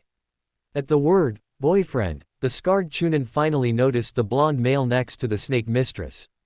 Taking note of how their hands were entangled with one another, causing the man to scowl slightly, clearly despising the fact that the woman he desired had become involved with another before he could stake his claim. Sorry, I didn't see you there. Iruka attempted to save face, shaking off his disdain for the blonde young man before him. I am hurt you don't remember me, Iruka-sensei. Naruto stated in a fake hurt tone while putting some venom on the man's supposed title. Iruka's eyes widened for a fraction of a second as he took a closer look at the young man. The unruly golden blonde hair, his cerulean blue eyes, and 3 distinctive whisker marks on each cheek, whisker marks. Naruto. The man stammered, surprised at the change in his former student. Having not seen him since his team arrived at the tower at the end of the second phase of the exams. He had secretly hoped the brat would have gotten himself killed in the forest, seeing as the damned Uzumaki was the primary obstacle in his way for the snake mistress. Now it had appeared that something had happened between the two, bringing them even closer than they were before. Iruka couldn't help but curse his rotten luck, and the damn brat. He had something special planned for Anko this evening. Having intended to lure the woman out for a few drinks, and with a little something added to the mix, he was all but assured she would be his by morning when the deed had already been done and she would have no choice but to stay with him. However, once again the damned brat had gotten in the way. Took you long enough to recognize me. The blonde scoffed. Anyways, as my lovely girlfriend has stated, we were summoned by the Lord Hokage, so unless you have something important to say, we must be off. Not to sound rude, Uruka ventured, looking between the two with a hint of jealousy. Isn't she a little too old for you, Naruto? I mean, didn't you had a crush on your teammate, Sakura, wasn't it? Anko scowled at the jab about the age difference between the two of them. Hell, she was only 6 years older than him, it wasn't that big of a gap. She was tempted to physically lash out at the scarred Chunin, if not for Naruto holding her hand firmly, giving it a comforting squeeze. First off, I am not that shallow. Naruto began, narrowing his eyes at his former teacher, causing him to shrink under the blonde's gaze. I care little about how old someone is, providing they are legally viewed as an adult. What I care about is their integrity and who they are as a person. Secondly, why would I want a girl when I can have a woman? The blonde continued, moving his arm around Anko's waist to emphasize his point. Now, if you'll excuse us, the old man is waiting. Anko couldn't help but laugh out loud at the shocked expression that now adorned Uruka's face as she fell in step alongside Naruto, letting out a slight yelp in surprise when she felt his hand slip from her waist and gave her rear a firm squeeze. A sadistic grin spreading across her face as she quickly realizes why he did that. Leaving behind a stunned and infuriated Uruka behind as they made their way towards the Hokage's tower. Hokage's office. In the 37 years that he had sat in this office, never did Hiruzen imagine he would be signing off on this. The solution Ibiki had suggested certainly was unorthodox, but well within the confines of the law, albeit a law that had been established during the Warring States era that had all but been forgotten. Is there any particular reason you suggested this? Hiruzen inquired, looking to the head of the torture and interrogation department. She's broken. Ibiki sighed, allowing his shoulders to sag slightly. Mizuki had done a damn good job making her see him as the perfect shinobi before his betrayal. Add in her mysterious informant that manipulated her vulnerability. No doubt she is weighed down by guilt after what she had done to Naruto-kun. The elder man sighed, rubbing his temples. From the reports he read, it was clear the young woman wasn't one of the fools that saw the Jinchuriki as the fox. No, her entire motive for her attack on the teenage boy had entirely revolved around avenging her fiancé. If anyone can fix her, it'll be him. Ibiki grunted with a soft smile. He has a way of cracking open even the most hardened of hearts. Hiruzen could only chuckle in agreement. The report he had received from Tazuna and Tsunami had highlighted that particular talent of the whiskered teen. The super bridge builder had given a complete recounting of how the blonde genin had been able to get the demon of the mist, Zabuza Momochi, to openly shed tears for his adopted son whom had sacrificed himself so that Zabuza might live. As well as Tsunami praising Naruto for inspiring not only her son, but the village as a whole to rise up against Gato. Not to mention Ibiki's own experience in witnessing it in action when the whiskered teen motivated the remaining teams to continue with the exams, resulting in even more passing the first phase than he had anticipated. The two were broken out of their conversation by a solid knock at the door. Enter. Hiruzen called out. Upon given permission, the door opened allowing both Naruto and Anko entry into the office. You called, GG. Naruto inquired. At ease Naruto-kun, Anko-chan. The old man replied, gesturing for the two that had just entered to relax. Which they did, as Anko took it as her cue to hang over the whiskered blonde, her breasts firmly pressing against his back, causing him to blush slightly as the mesh fabric she used, while hiding her goods, ensured he felt everything.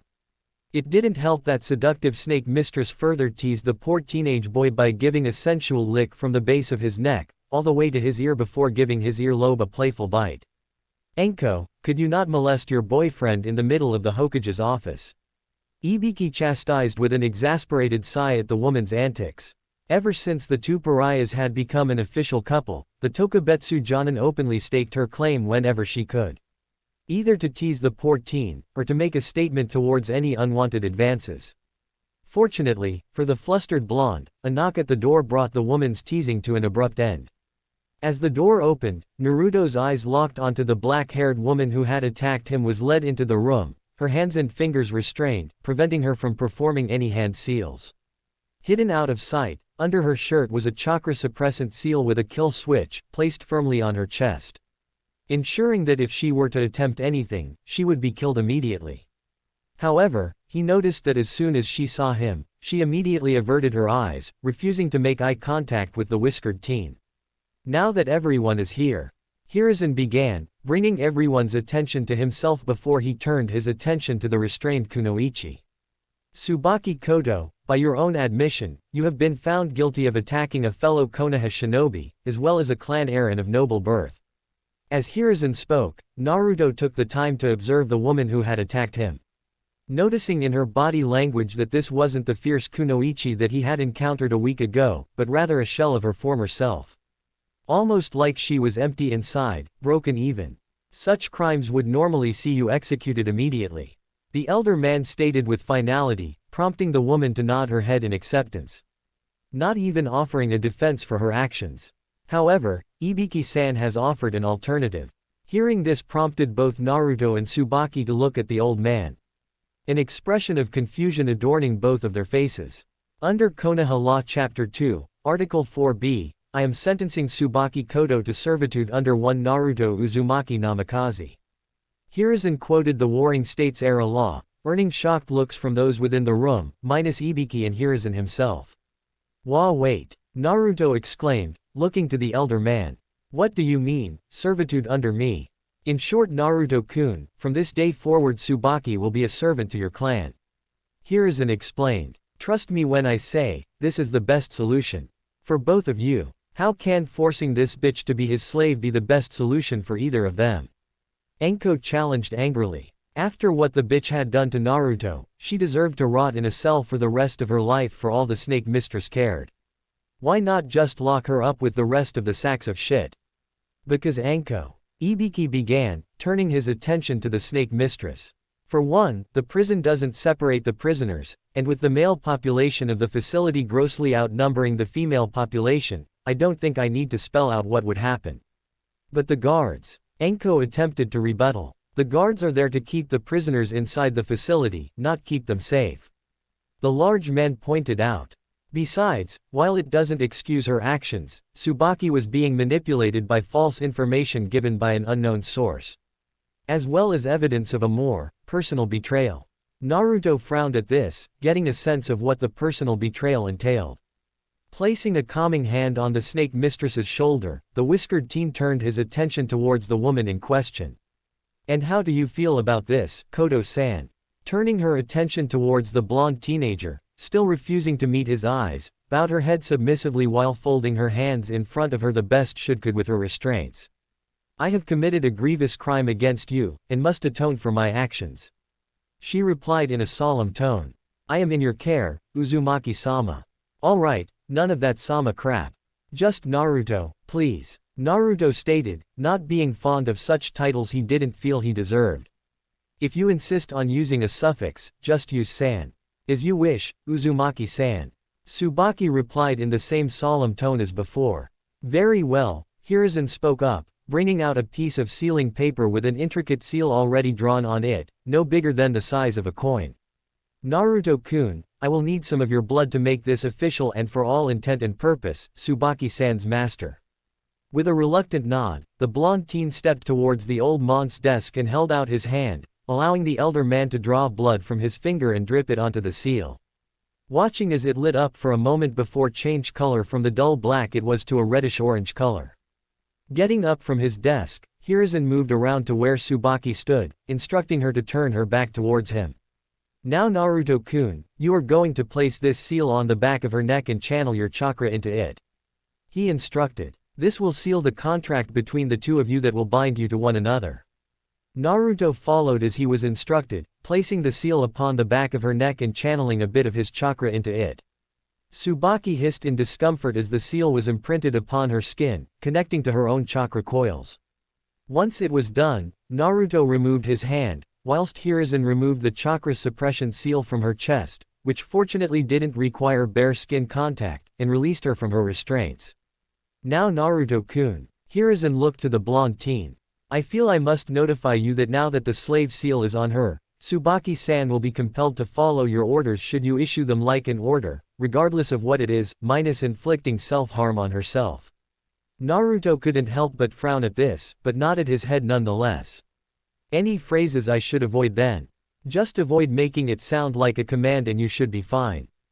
Hiruzen offered, knowing the young man before him despised slavery. No doubt the only reason the young blonde even agreed to this was to keep the young woman from enduring a far worse fate.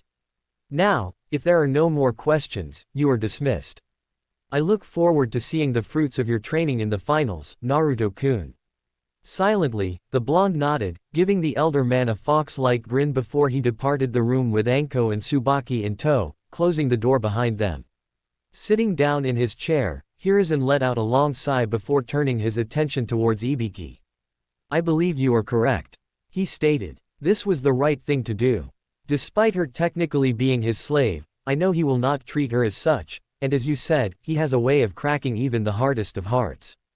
Think we should have warned Tsubaki-san that the kid is engaged to Yuri? Ibiki questioned with a raised eyebrow, causing Hiruzen to pale at the realization. Shit. Hiruzen cursed under his breath. Chapter 4. Konoha, 3 days later. Jiraiya grumbled in annoyance to himself as he strolled down the main street of the village, ignoring the various shops that lined both sides of the massive street. The white-haired man despised returning to the village every time to make his monthly reports, mainly because due to that thrice-damned bitch, he couldn't do any research for his beloved book series while he was in the village thanks to those damned seals around the hot springs. He had hoped that after the Kyuubi attack, the seals would have been destroyed and he would be free to peek upon the local beauties once more, but the damned seals remained intact. If anything, it was like the residual chakra left behind by the attack had empowered them and made them even stronger than before, to the point that his mere presence near the hot springs would alert the Anbu to his location, regardless of which side he was on. Hope that bitch is rotting in hell where she belongs. The Toad Sage thought darkly to himself. At least her bastard child will be useful to me. Despite claiming to be the kid's godfather, the man held no real love for the brat in any sense of the word. It was only because of the vague prophecy spoken by the Toad Elder that he was even interested in the brat. Something along the lines of, a child born of 2 legends, guided by a mighty warrior shall reshape the shinobi world. Or something like that. Jiraiya never paid much attention to the actual words, only what it meant. At least to him. Though it was clear to the perverted hermit that the child in question was none other than his prized student's brat, as the Yondaime had become quite infamous throughout the entirety of the elemental nations. He could also grudgingly admit that the crimson-haired bitch had a reputation of her own that had given her a legendary status throughout the lands as well.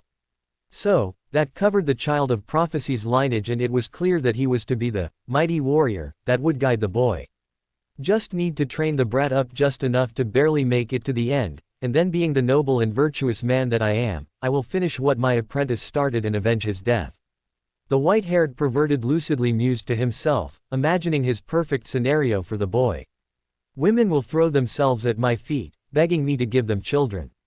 Even Suheim wouldn't be able to refuse me anymore. Granted, he was well aware there was no feasible way for him to accurately predict the trials and tribulations that the brat would have to face to bring about this change to the shinobi world. Which is why he had put his plan in motion early on when he released the boy's status to the civilian populace and had let their own fear take over from there. Thus creating his own trials for the Gaki, isolating the boy and making him desperate for any kind of attention, be it positive or negative. Then when the brat had been enrolled into the academy, he had bribed Iruka Yumino to hold the kid back as much as possible without it seeming too obvious. Even keeping quiet when his spies had discovered that Mizuki was working for his disgraced former teammate, Orochimaru.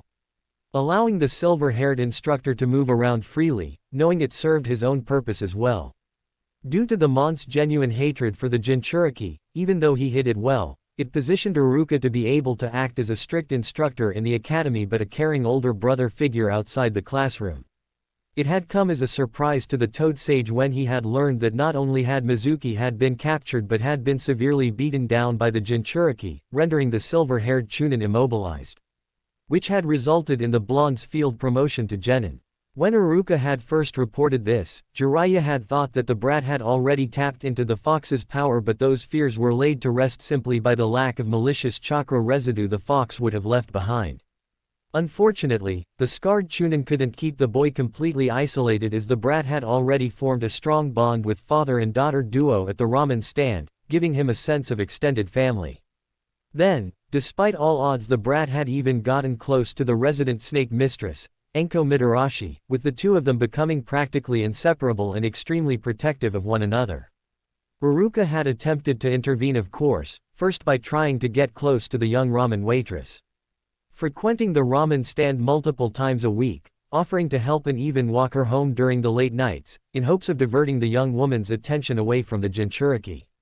However, it had all been for naught, since the young ramen waitress had been steadily dating the young Hana Inuzuka for nearly a year by that point, throwing a massive wrench into the scarred Chunin's plan to seduce her.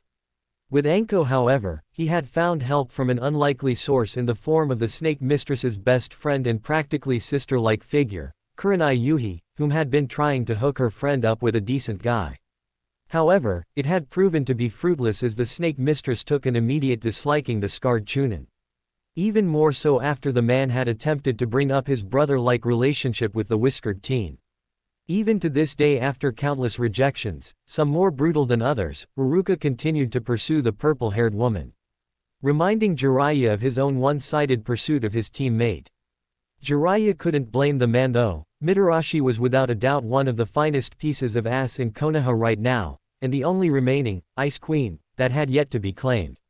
Hana Inuzuka had been going steady with Ayame Ichiraku for the last 3 years. Yugao Izuki had started dating Hayate Gecko just last year, and lastly, Kurenai Yuhi had hooked up with Asuma Sarutobi a little over 8 months ago.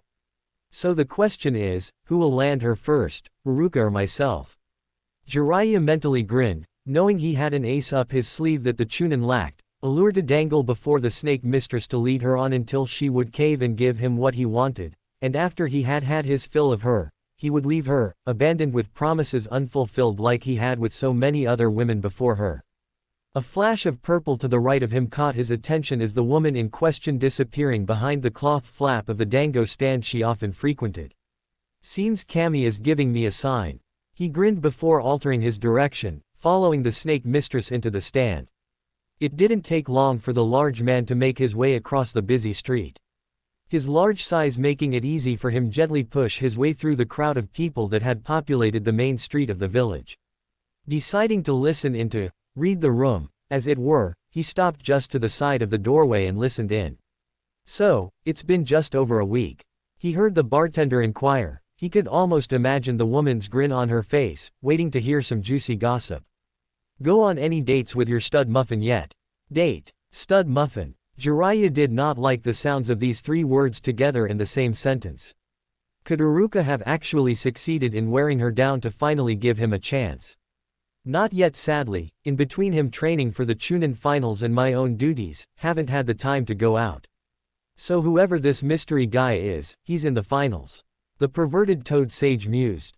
Could the Uchiha brat have landed her? He didn't seem that particularly interested in any of the girls that chased after him in the academy. Or maybe he has a thing for older women. Of course, Jiraiya didn't dismiss the possibility that she could have gotten involved with one of the visiting genin from Sunagakure or Otogakure. If that were the case, all the better. He could call into question her loyalty to the village to coerce her into sleeping with him for his silence. We were supposed to have the night to ourselves few days back, but the old man called us in and well, that's when he got his new roommate. Heard about that? The bartender replied. How you holding up with that arrangement? I wasn't a big fan of the arrangement at first, considering what she tried to do. Anko replied before chuckling slightly. But, he has a big heart and encouraged us to give her a chance, and to be fair, she has shown genuine remorse for her actions. What the hell are you doing out there, Jiraiya? Came the upset tone of the bartender, causing Jiraiya to jump comically from his position outside the door, all the while mentally cursing himself at getting caught. You got a lot of nerve coming back here after what you pulled last time. Hey! Jiraiya jovially greeted the 2 women as he entered the establishment, ignoring the scowl etched across both women's faces. Kimi-chan. Anko-chan. It's been a while. Well, if it isn't the frog fucker. Anko muttered loud enough for the perverted sage to hear. I thought I smelled desperation and shame. They're toads. Jiraiya corrected with a frown, hating when people called his summons frogs. You didn't deny that you fucked them. The snake mistress retorted with a snort, turning away from the large man. The toad sage scowled at this as the women chuckled at his expense. What are you doing here, Jiraiya? Kimiko inquired, leveling a glare towards the white-haired man, the tone in her voice making it very clear that she was not happy to see him again. Come on, Kimi-chan, you can't still be mad over that, right? You summoned a 300-pound frog on top of my bar, crushing 5 patrons, all to impress some guy in drag. Kimiko pointed out angrily. Toads, not frogs. He corrected once again. And it was a woman, not some guy in drag, right? The last bit he was not completely sure. Having had more than usual to drink that particular evening, he just remembered being mesmerized by a blonde bombshell with vibrant blue eyes, wearing a low-cut pink dress with yellow flowers, giving him a rather generous view of her cleavage and long slender legs. Oh, trust me, that was a man that you were trying to woo. She pointed out matter-of-factually. Tibony is a regular here, and come to think about it, he has been asking about you. Anko-chan, couldn't help but overhear that you have a boyfriend now. Jiraiya interrupted, not wanting to continue that particular topic as his face took on a sickly greenish color. I guess congratulations are in order. How about I buy you a few drinks to celebrate? You make it sound like you expected me to stay single forever. Anko growled out, not liking that the self-proclaimed super pervert was prying into her personal affairs. And you can take those drinks and your congratulations and shove them up your ass. Now, Anko-chan, no need to be like that. Jiraiya attempted to pacify the snake mistress, only to receive a glare for his trouble.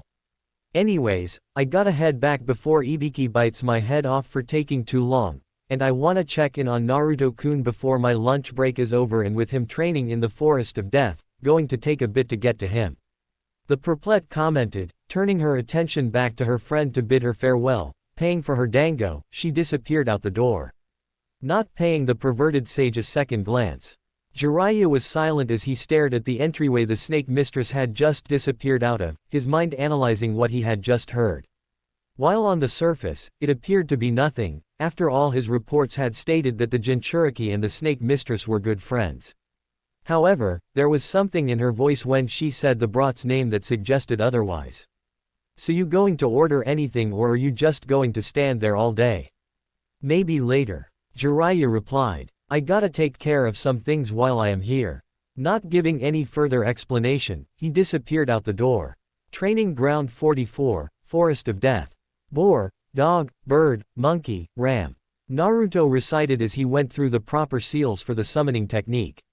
Early in the morning, Yuri had allowed him to sign her spider summoning contract, a great honor she had told him, as the spider clan were extremely selective of who they allowed to even be considered becoming their summoner, and had given him until late afternoon to at least summon the spider that would become his personal summon. While it sounded simple enough, regulating the chakra needed for a decent summon without overpowering the jutsu required a bit of finesse that he was lacking in. As was evident by the amount of spider hatchlings of varying sizes that were crawling around and on top of him from his multiple failed attempts. Any fool can pour all of their chakra and summon the largest beast they can muster to show off. Yuri had told him, you need to be able to summon what you need on instinct. There was wisdom in the Widowmaker's words. He wouldn't always have the advantage of having a larger chakra pool than his opponent. Not to mention, it would be foolish to believe every battle will go his way. After all, there were means to seal off one's chakra points. Either through Fuinjutsu, while rarely practiced, or an encounter with a Hyuga. Finishing the required hand seals, he bit his already damaged thumb for fresh blood and smeared it along his palm before slamming it down to the ground. Kuchio's no jutsu, he exclaimed. A large cloud of smoke filled the area, far larger than his previous attempts, completely obscuring his vision of anything in front of him. However, his heightened senses told him that he was no longer alone. Something was with him, something rather large.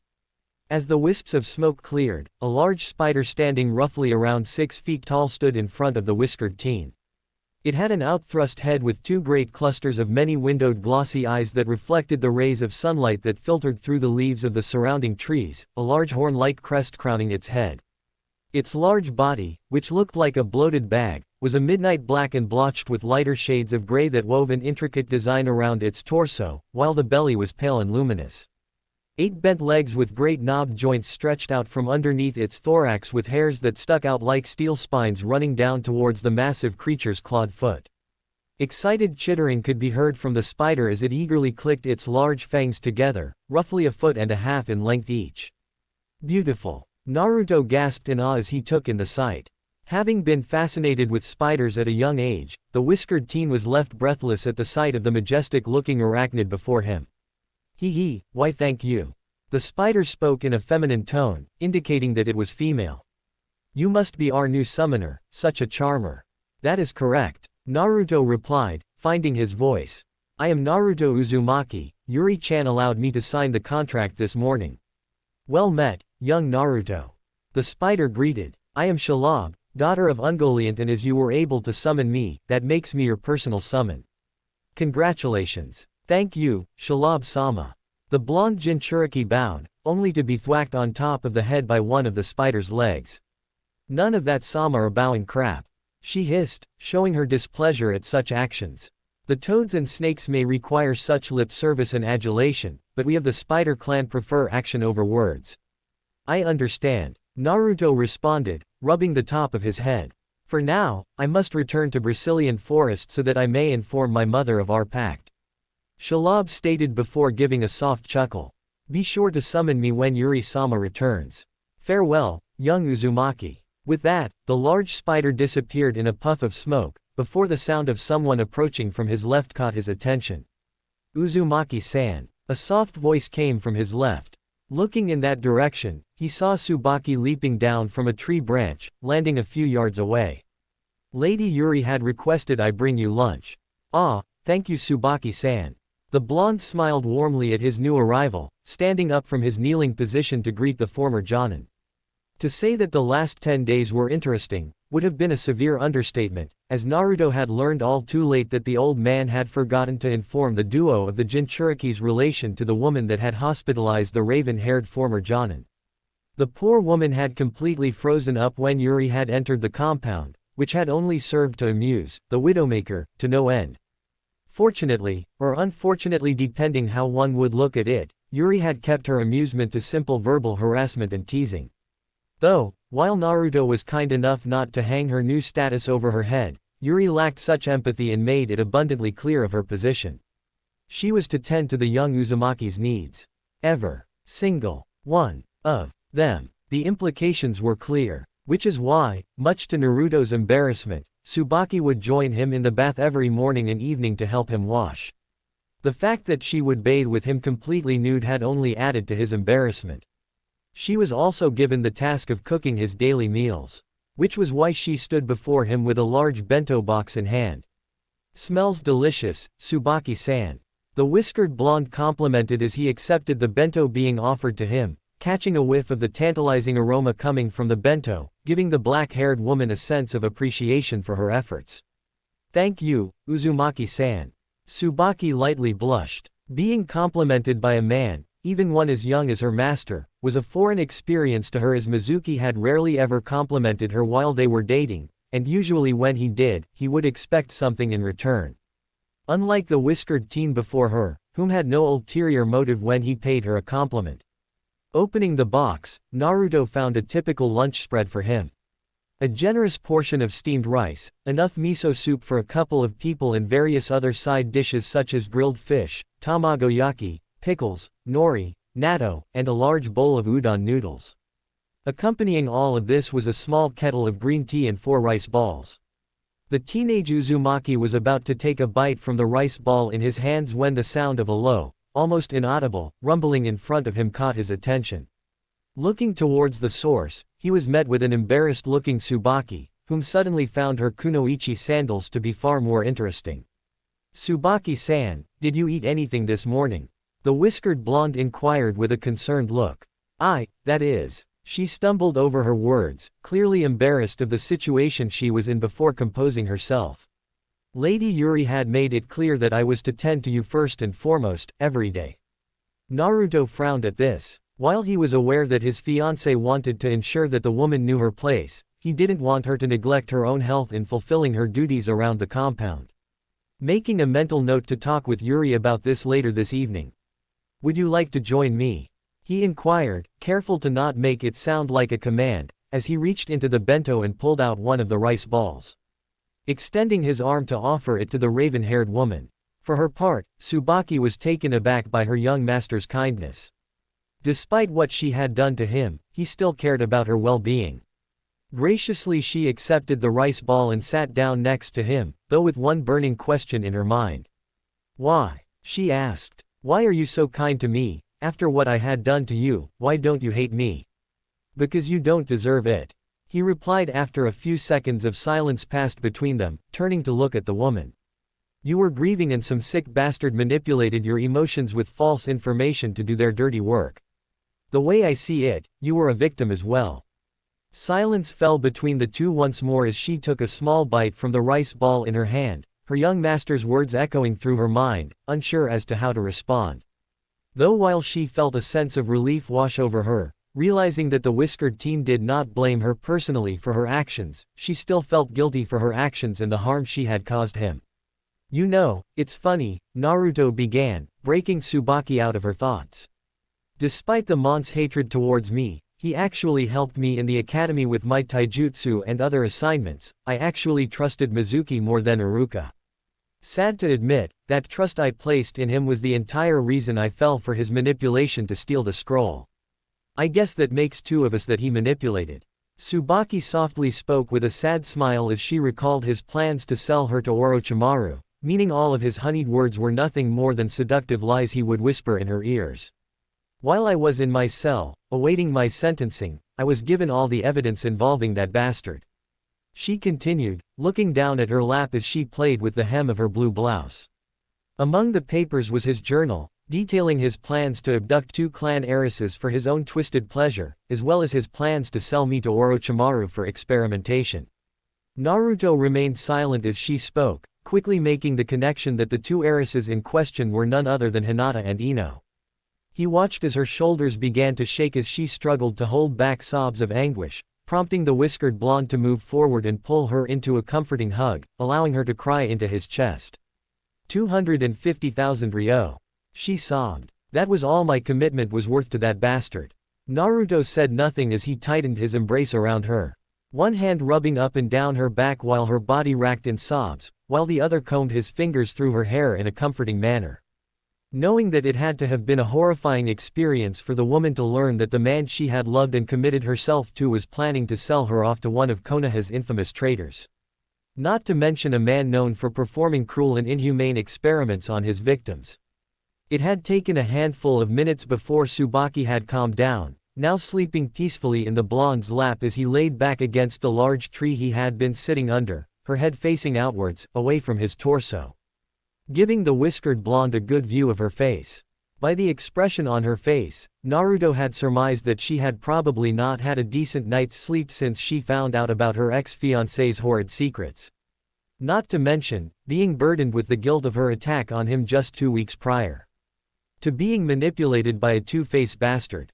Naruto mumbled to himself as he laid his head back against the tree and closed his eyes. His lunch forgotten. This was the scene that Jiraiya had come across as he came into the dense forested area where Naruto had chosen to practice his summoning. A perverted smirk spread across his lips as he brought out his notebook and began to furiously jot down notes of the scene before him. However, he paused when he recognized the woman that now lay in the brat's lap. What the hell is she doing here and with him? Jiraiya cursed. He had planned on setting her up to take the fall after feeding her falsified information through his contacts to try and further stunt and isolate the boy and stall his training until he had arrived. Still, perhaps he could still use this to his advantage and get her away from the boy, and perhaps offer her a job working under him. With a grin, he stepped out from his hiding spot. "Well, don't you two make a cute couple?" he loudly announced his presence, waking the two from the slumber. "You're a hard brat to find, you know that." Both Naruto and Tsubaki scrambled to their feet, wary of the strange intruder that had approached them, the latter sporting a healthy blush as she realized the position she had fallen asleep in, which was only compounded by the monk's misguided statement. "Who the hell are you?" Naruto demanded, stepping in front of Tsubaki in a defensive manner, not trusting the newcomer in the slightest. Not to mention the man gave off a creepy, almost stalker-like aura that the whiskered teen did not like. Jiraiya, one of the legendary Sannin.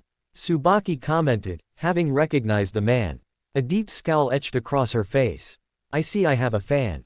The now identified Jiraiya grinned, winking at the raven-haired Kunoichi. How about we go out for a drink later? Also a desperate pervert that spies on women in the bathhouses to write that damned trash he calls a novel. She continued, disgust evident in her voice. I'm not a pervert. Jiraiya defended with a frown before adopting a boisterous expression. I'm a super pervert. The fact that you say that so proudly is absolutely disgusting. Naruto quipped. What the hell do you want? Don't be like that, Gaki. The large man waved off the boy's insult in his usual jovial tone. After all, I came all the way out here to train you for your Chunin finals. What do you mean, train me? The whiskered teen narrowed his eyes in distrust. Sheesh Gaki, I know you're the dead last of your class but I figured even you would know what it meant to train someone. Jiraiya retorted, taking a jab on the blonde's horrible academic performances. Anyways, talk around the village is that you need someone to help you train for. Not interested. Naruto cut him off. Come on, Gaki. You're really going to turn down being trained by a legendary shinobi like myself. Jiraiya persisted. And not just any of the Sannin, but you're looking at the man that personally trained the Yondaime Hokage. So you trained my father, is that somehow supposed to make me feel obligated to train under you? The blonde questioned, clearly not impressed by the mont's boasting. Partially because the teenage Jinchuriki didn't exactly have a high opinion of his father. While he understood why the man did what he did to save the village, he still felt the man was far too naive in trusting the villagers viewing him as a hero for keeping the Kyuubi at bay, and their supposed will of fire. Hearing this, Jiraiya's eyes widened visibly, showing his surprise. How the hell does he know? Who told him? The man inwardly seethed in anger before the realization dawned on him. Damn it sensei. He wasn't supposed to know until I decided he was ready.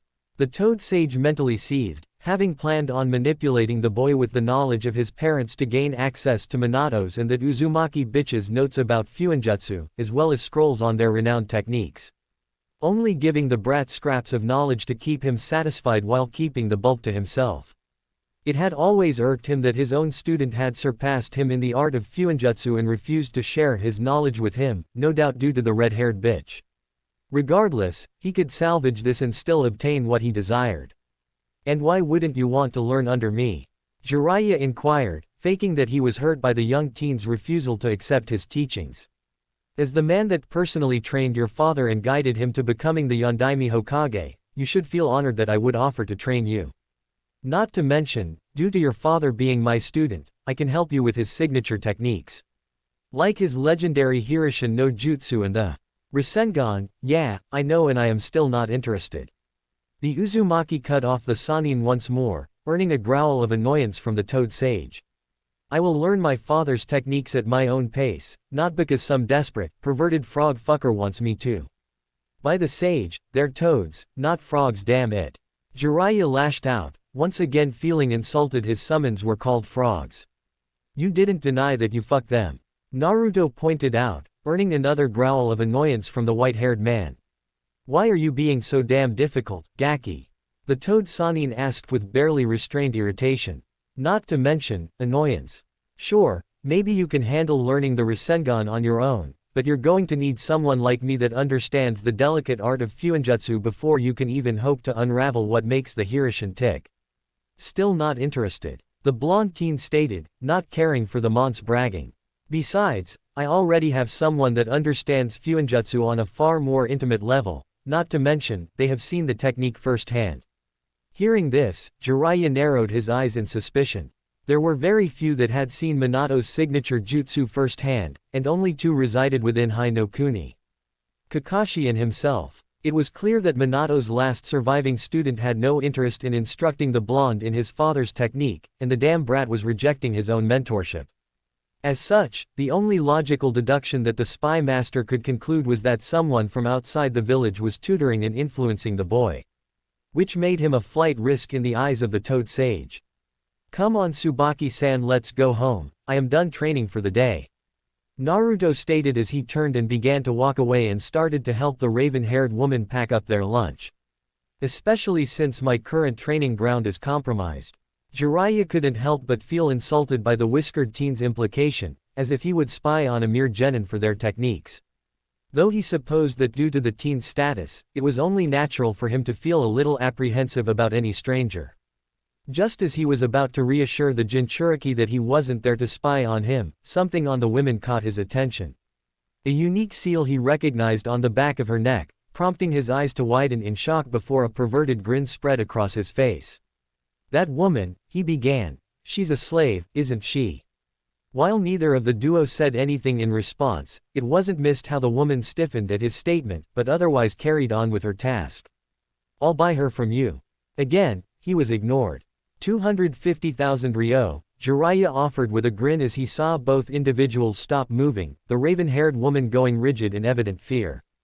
"How does that sound?" Slowly, the whiskered. This was just the beginning of Naruto's new life with his ultimate harem. If you enjoyed this journey, make sure to hit the like button, share this video, and subscribe to Fox Fan Fiction for more epic Naruto what-if stories. Your support means everything. Stay tuned for the next part.